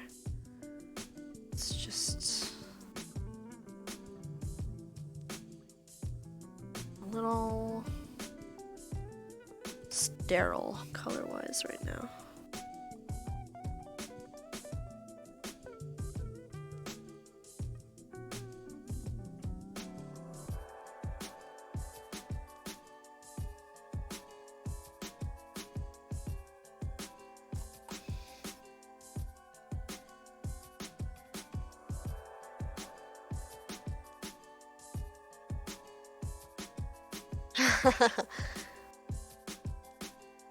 None of Adobe's stuff is ever user-friendly. I die even thinking about doing stuff in InDesign. Yeah. Yeah, it's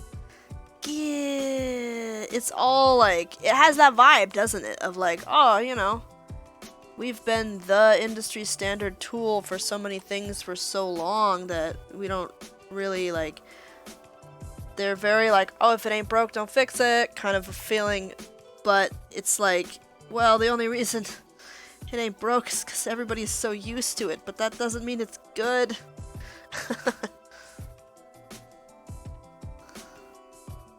Oh man, I tried to download and use Adobe Rush and Premiere for like a hot minute a few months back when I was trying to do like a tutorial video, and it was just the devil. I was so mad the entire time. I ended up downloading Shotcut, which is just like a free open source like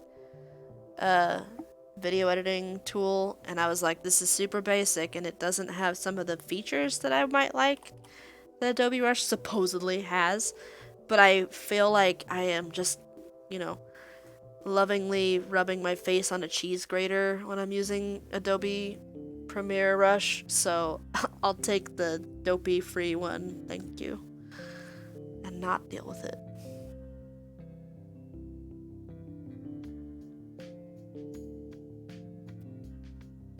Yeah. Yeah, the software, like, it shouldn't be an impediment.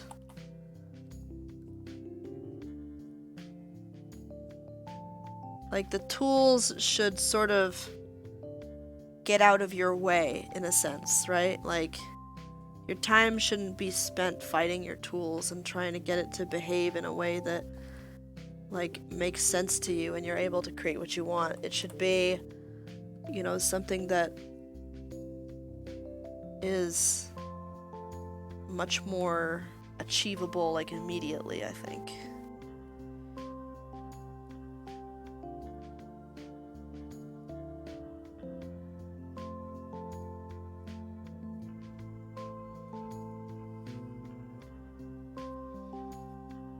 In some ways, I feel like fan artists have it so good because, like, these, like, sprites and things in games, they have to follow certain, like, you know, rules that are motivated by production concerns that dictate, like, what they can do in that artwork.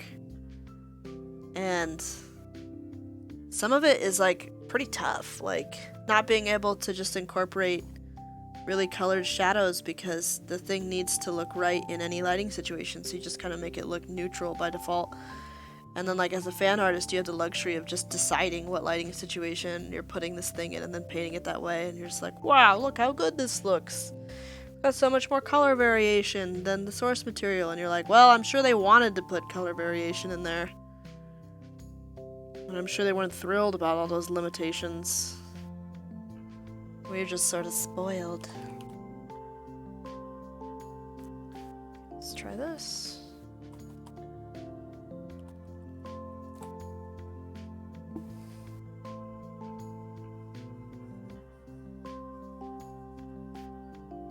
Is this what I wanted? Not really. Okay.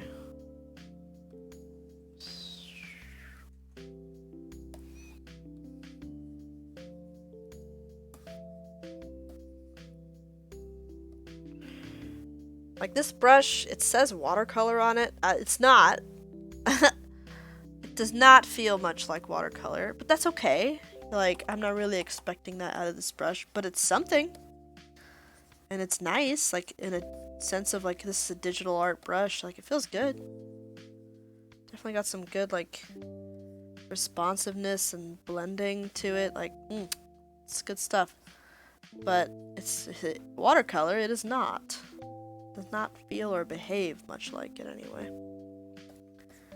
I saw some stuff on Reddit about some really neat watercolor brushes. I'm gonna download those later and give them a try, but for this moment, this is where I live. Is just default brush town.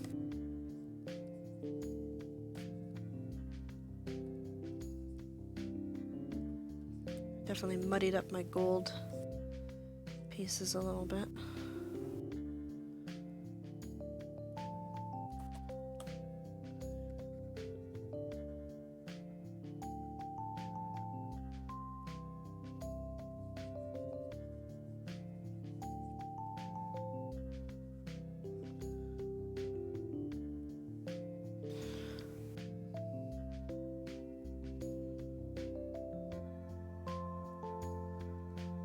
This has been much more stable than trying to do the stream from my iPad. Oh, I don't even know how many times it crashed the last time. Ugh.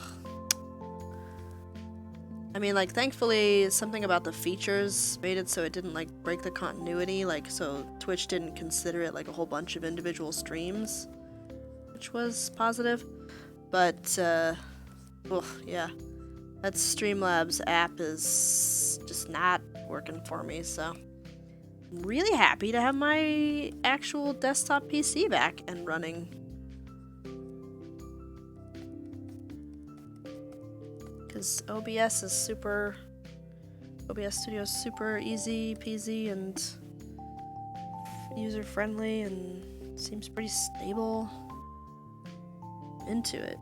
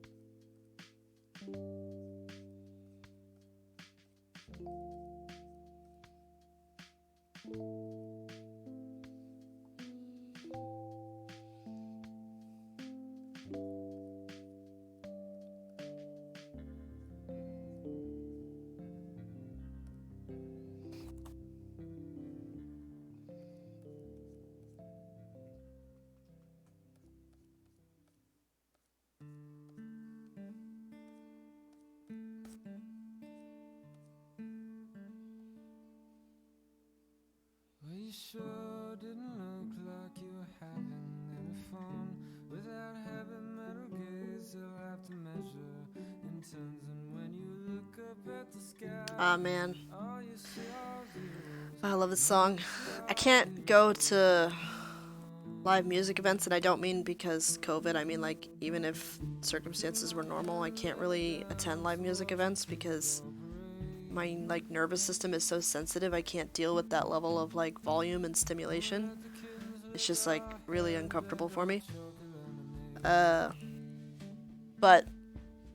when I was younger, I was able to tolerate it a little more, and I went to see Andrew Bird live, and this was one of the songs. It was this album that he played that time, and it's so beautiful. He was such an amazing solo musician. He, like, did all kinds of interesting things with loop pedals on the stage so that he could record multiple voices of instruments in his playing, and just really create a very rich performance for a single musician, single artist. It's really fascinating.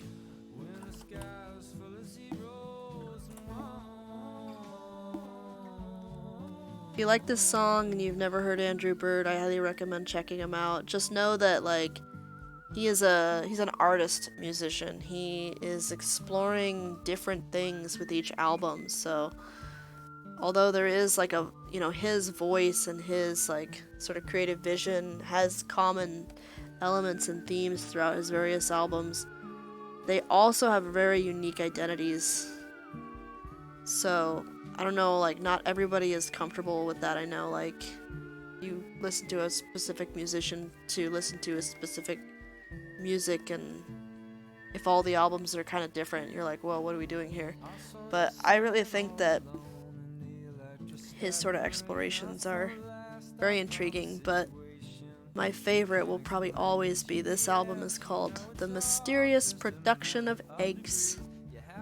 It came out when I was in high school and I just fell in love with it completely. And he was like a little bit less known back then. Not that he's like super mainstream necessarily now. Like he's done a little bit of commercial work, but he was never like a, I don't know what they call it, like A-lister? Do they use that terminology in the music industry? But still, I just think there's always been something really uncompromising about him and his music that I admire.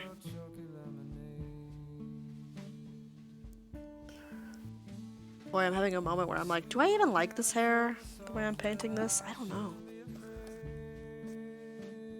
I feel like something's up with it.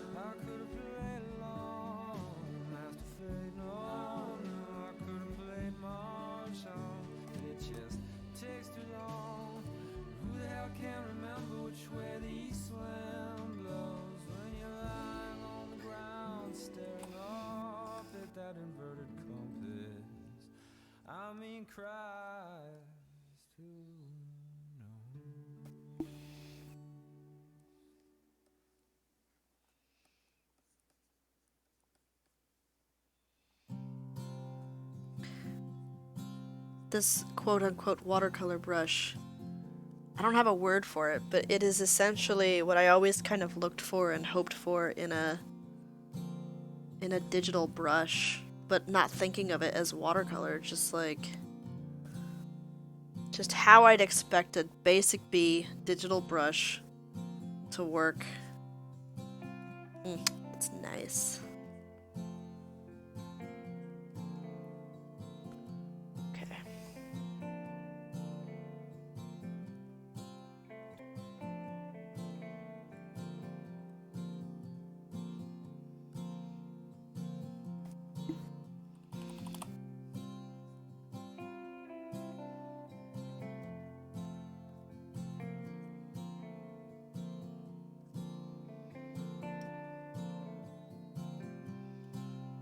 I try to do that thing where you're like kind of seeing the skin tone through the hair and it makes this sort of glowing effect. It's such a weird style that seems so characteristic of, you know, the past several years. I don't remember ever seeing that when I was younger.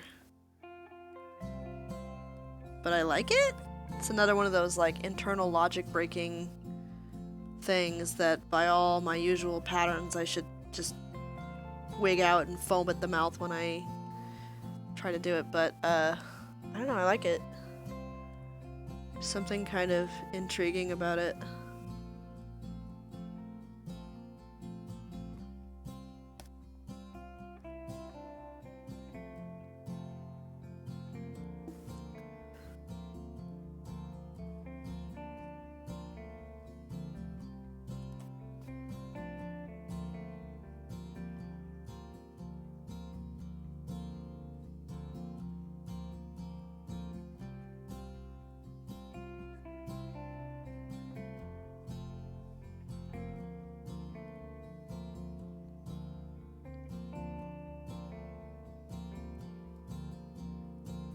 I really can't tell like exactly how the streaming thing works at like an intuitive level yet.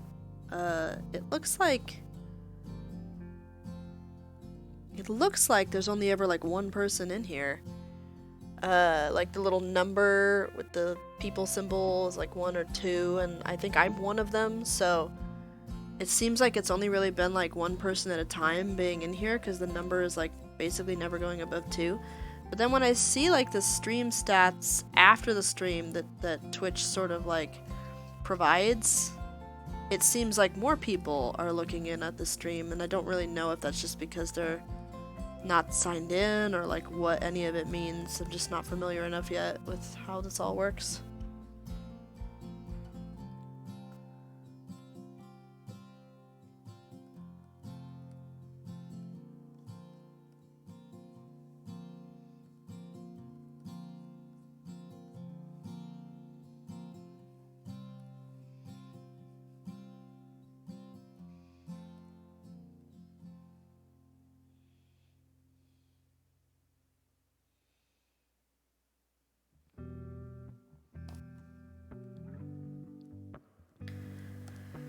I've just kind of been painting on one layer for funsies because I don't know what I'm doing yet, and I find that the more complicated layered approaches are way more confusing and difficult in a lot of ways.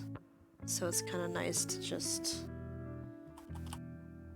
do things the hazardous and yet straightforward way of just like painting on a layer. One layer.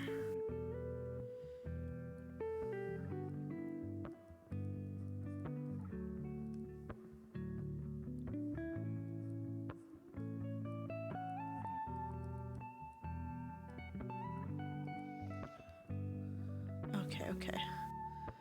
How do roses work? Let me think about this.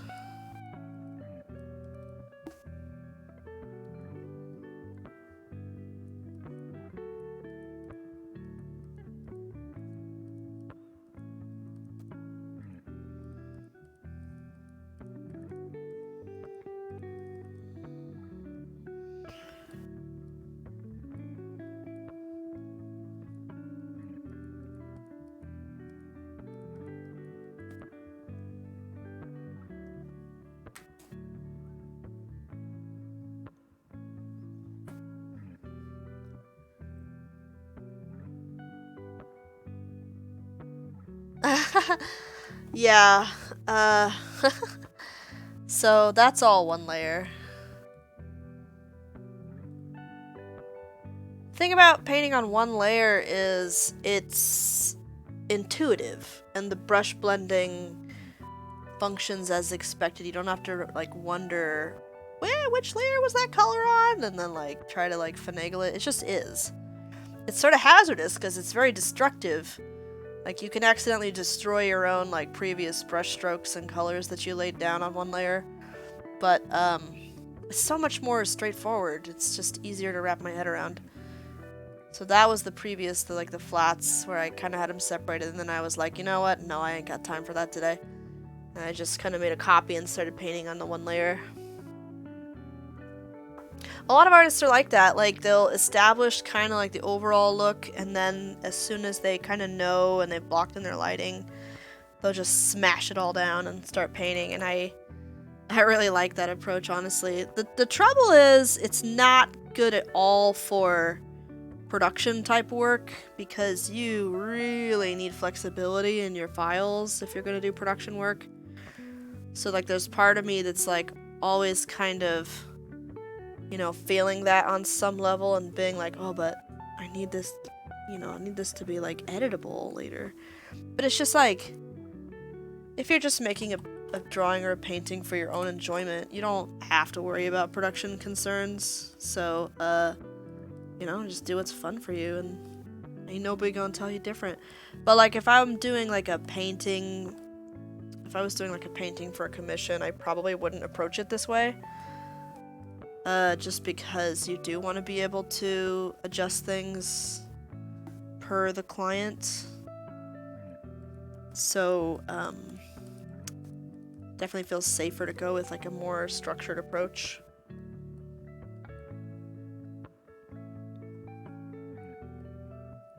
Of course, digital is always going to be more flexible in a variety of ways, because you can do, like, adjustment layers and you can make your own, like, selections and just, like, kind of compensate for that lack of layers later on if you need to. Like, it's possible. It's annoying. Like, you don't really want to set yourself up for that, but it's doable, which wouldn't really be a thing if you were, like, you know, painting on a canvas. You'd basically just have to redo stuff at a certain point.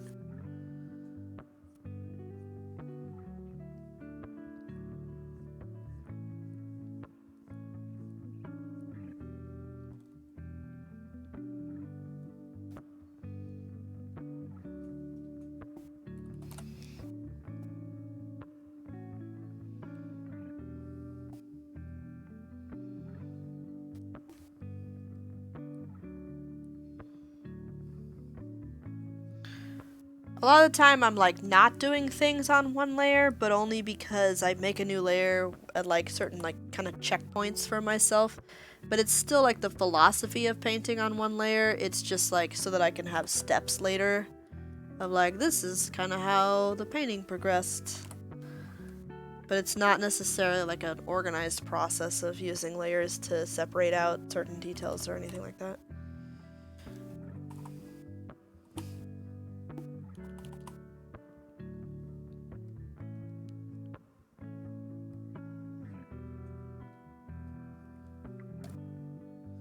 Basically just have like less to mentally keep track of in a way by doing one layer. I appreciate that. I'm really weirded out by the fact that this little stitch thing down here is purple in the reference. Or pink. It just seems like really out of the blue and not really in keeping with any of the other colors in this outfit. So I am going to lie and say that it's gold like all the other trim. Lying is my prerogative, just like how I always lie about there not being horrible nipple chains on Frey's outfit.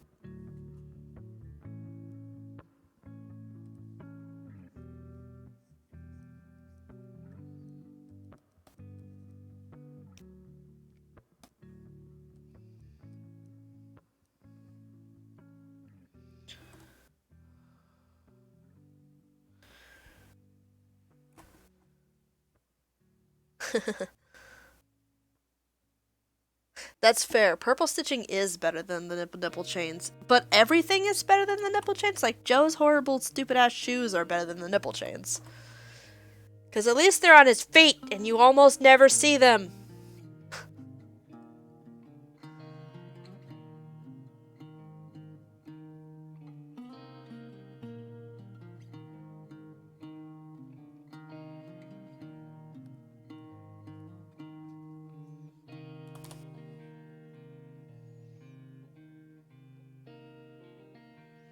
Like what? Like if you met a man... Oh, we're back on the Joe's shoes topic, by the way, sorry. If you met a man who just had wood tied, like planks of wood that were longer than his feet, tied to his feet with like a torn up strips of bandana, you'd probably be like, you know, a little concerned. Like what is with this guy? Like what is this weird detail about him telling me? Just so confused. It's not normal.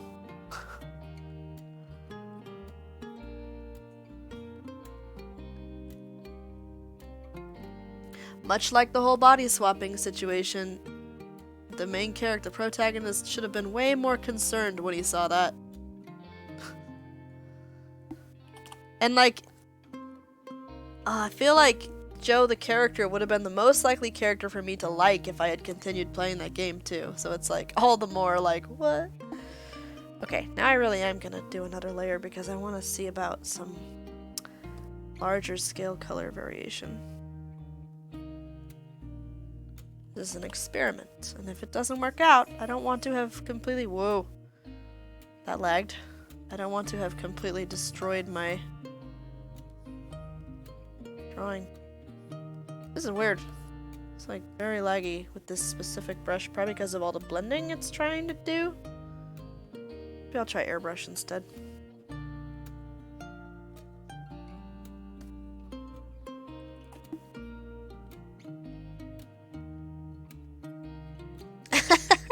All your Rune Factory Oceans fanfics are in an AU where Joe wears real shoes. That is a solid choice, my friend. That is a good way to be.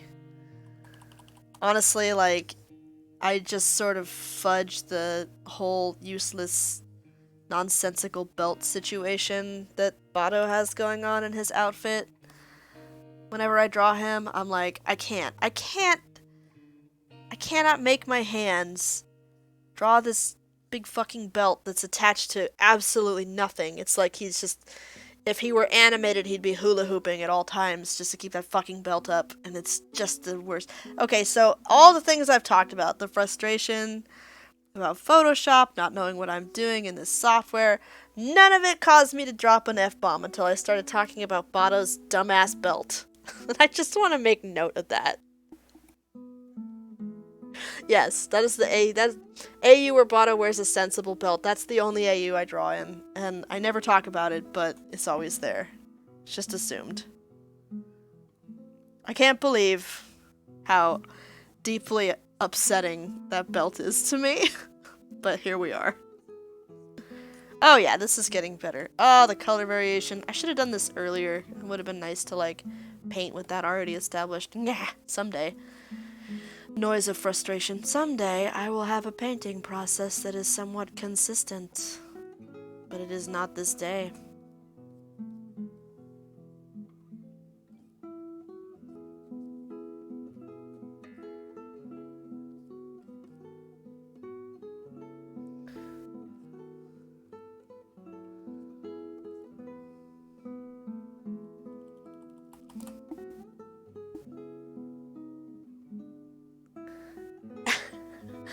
Well, yeah, you draw him so much, the frustration is pent up. That's a solid point. Like, I have thousands of drawings worth of what the fuck inside me thinking about that goddamn belt. It's just so terrible. You know what else is terrible? That, like, sure I'm not the only person who's noticed it, but, like, he has this weird, like, shirt situation where, like, at the top of his sort of, like, collar or whatever, it's just, like, it's like he's wearing, like, a black undershirt, right? But then lower around, like, the abdomen, there's, like, this little patch of, like, white fabric that doesn't match anything else. Okay, now I'm just talking about a thing that's off screen again, so I'm gonna have to go find it and paste it in here just like I did everything else.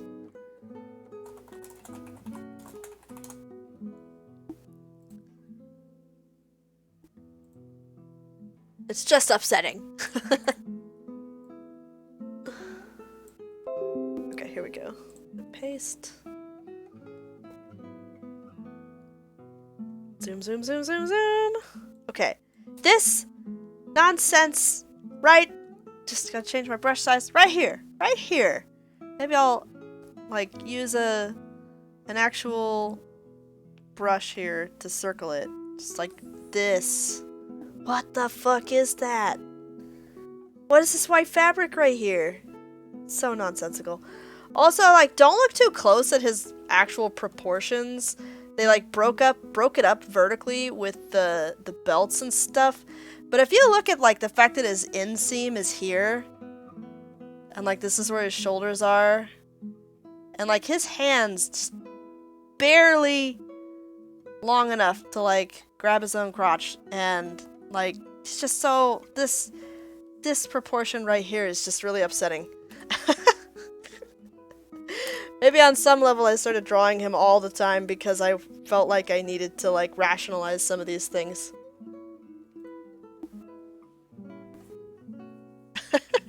Did I just show you a bunch of stuff you'd never, like, noticed in that design? I've looked at it way too much.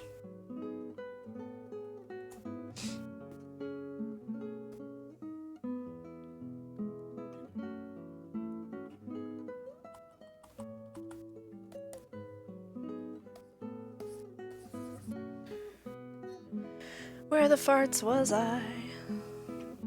What are we doing here? Oh, whoops. That's an eraser. Okay. I meant to have the airbrush out.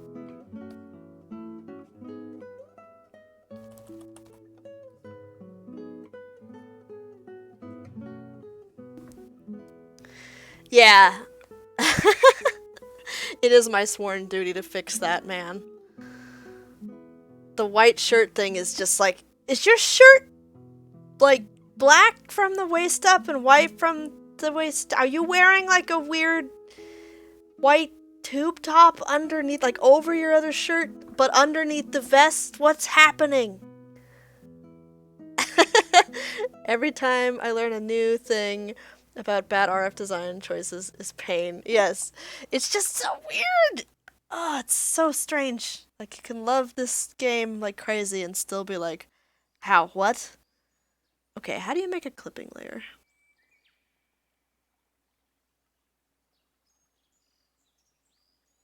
I know this is like a big thing.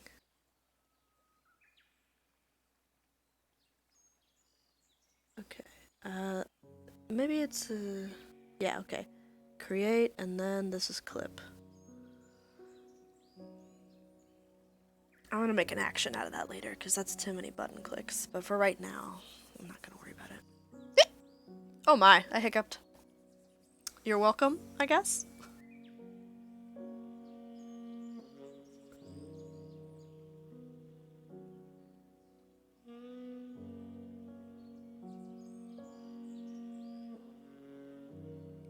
Tay saying, I've never been happier that I've mostly sworn off doing an RF4 cosplay because the white shirt isn't even the worst I've seen for that game. Absolutely. It's not the worst. There's so much just absolute suffering. Just eternal suffering in the clothing design. If you were tasked to build it. Like earlier I was talking about how I actually really appreciate their like pretty intense focus on just making it sort of visually like pleasing to look at in like a just a visual design sense. It's not like they're not thinking of construction, they're just thinking of like what shape would look good right here, you know?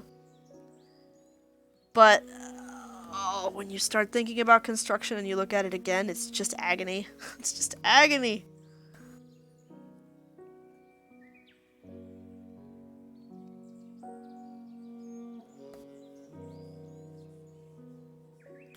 So right now I made a clipping layer and I'm just kind of painting in some color for the line art. Just kind of makes it feel a little better when you don't have this like starkly contrasting color for your line art.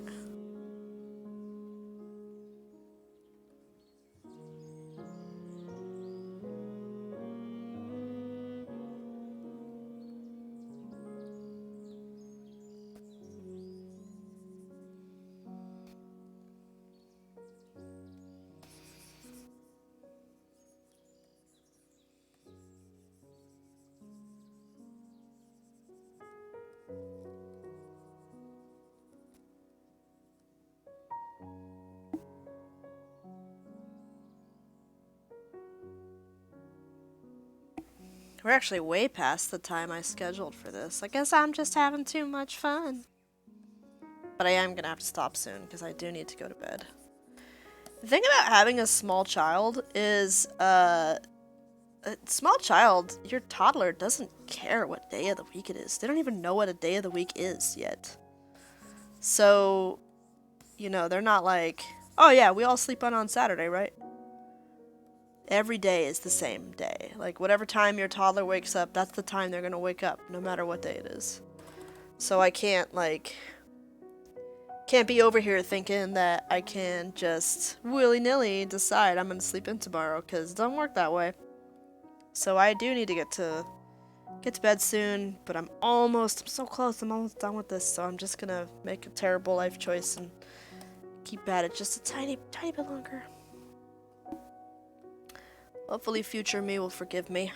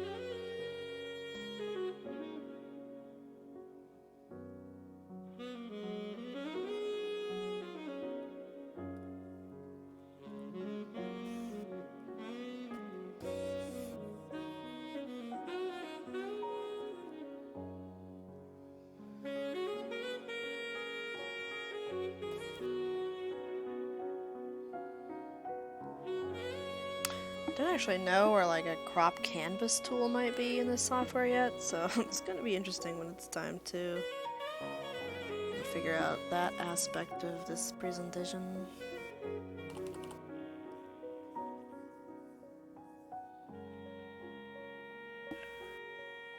Do we want that to be that violet? Maybe more like blue.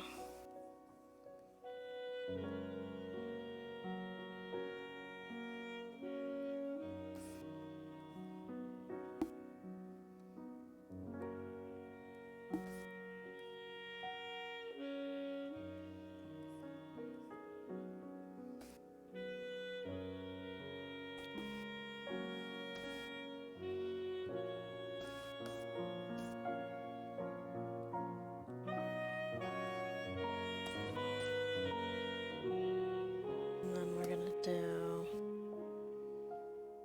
a slight little. Yep, that should be higher up in the stack.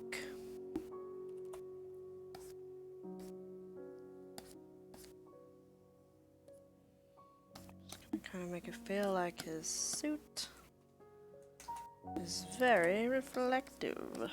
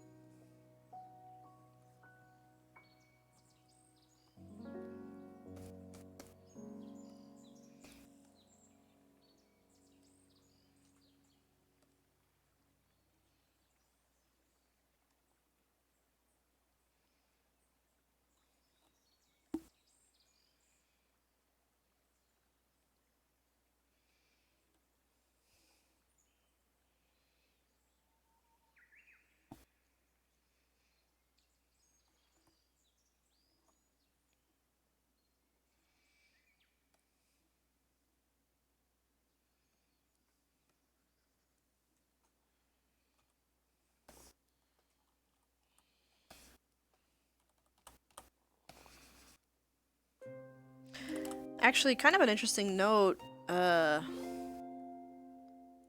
the very, like, earlier part of the stream, I was kind of talking about my approach of being kind of interested in interpreting a character's facial features, because there's just not quite enough information in the character design for me. And that's partly just because of the style being, like, minimal for the sake of production. But, I almost always end up kind of making the character... Oh, what happened here?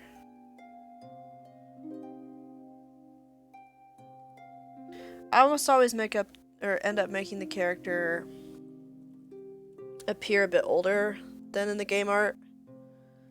And that is largely because I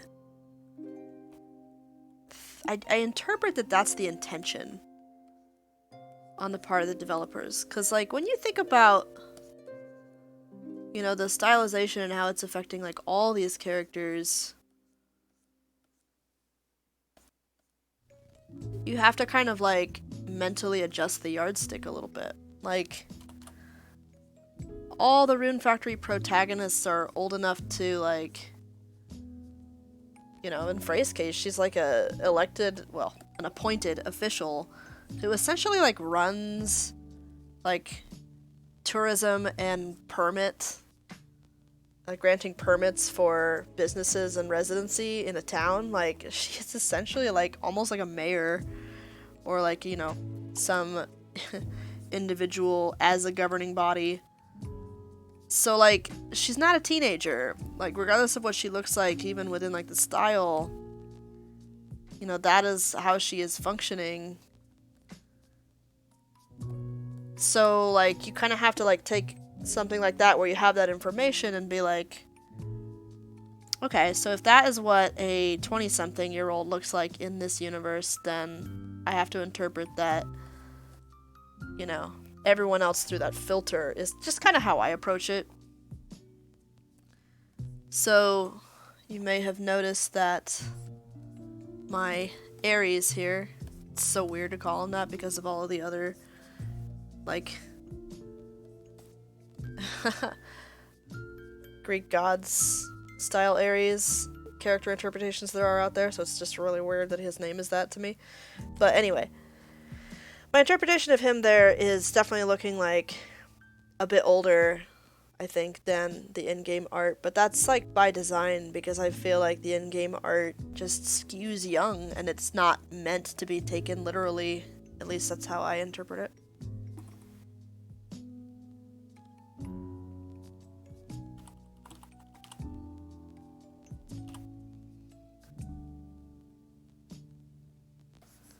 Oops, that is not what I was trying to use.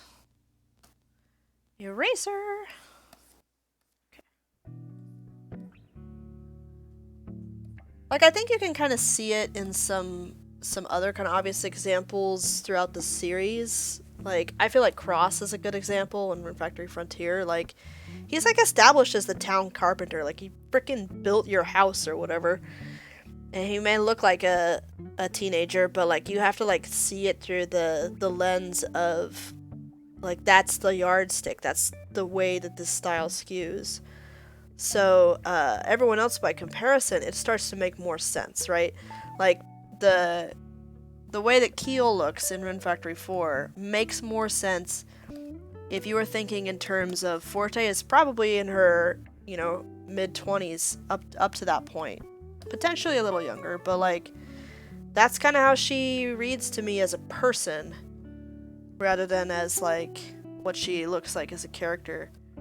So, it all makes a little more sense when you consider it through that lens. Also, just from, like, personal experience, maybe this is kind of coming through.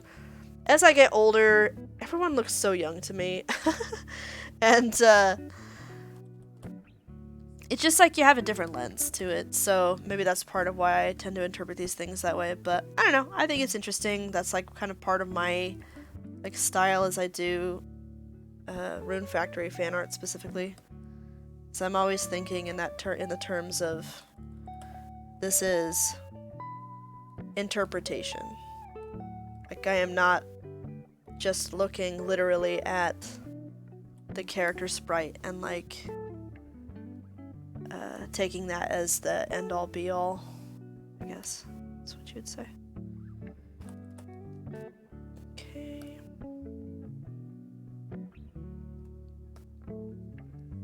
And that's mainly just because it doesn't make sense to me to think of it that way.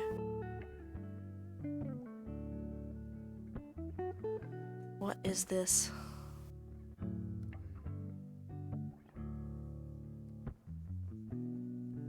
Nope, I don't want that.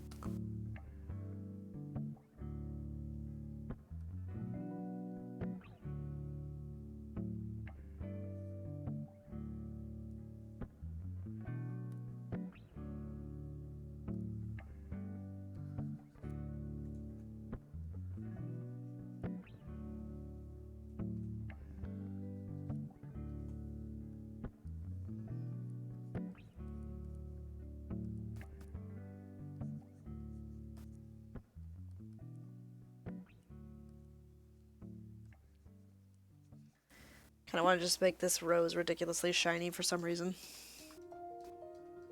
But that wasn't quite what I was going for.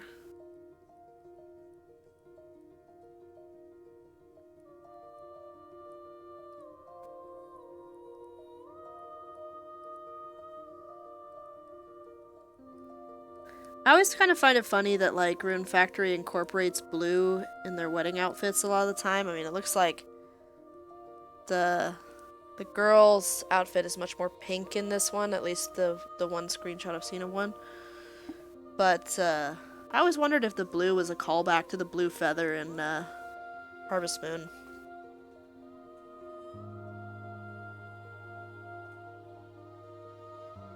Alright, I think I'm gonna call this good. Now I just have to figure out how to crop this thing. For later. But in the meantime, it might be kind of cool just to do like a screenshot and post that as like the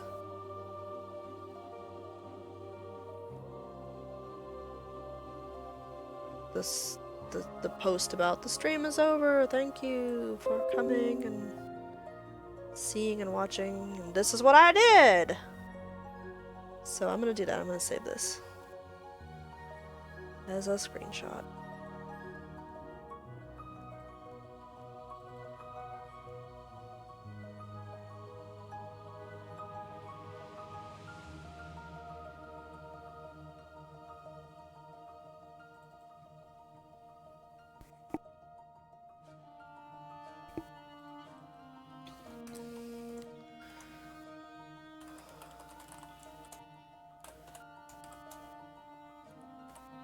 Ha! Writing the date as 1/1/21. Feels good, man.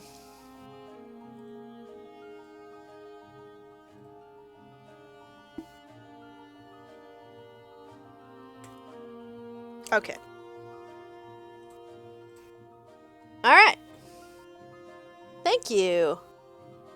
Yeah, I'm like reasonably happy with how this turned out too. It's not bad for, I really don't know this program yet, and I'm kind of just clunking around, and I was being really loose about it, and not very, like, meticulous, I suppose. But yeah, I like it.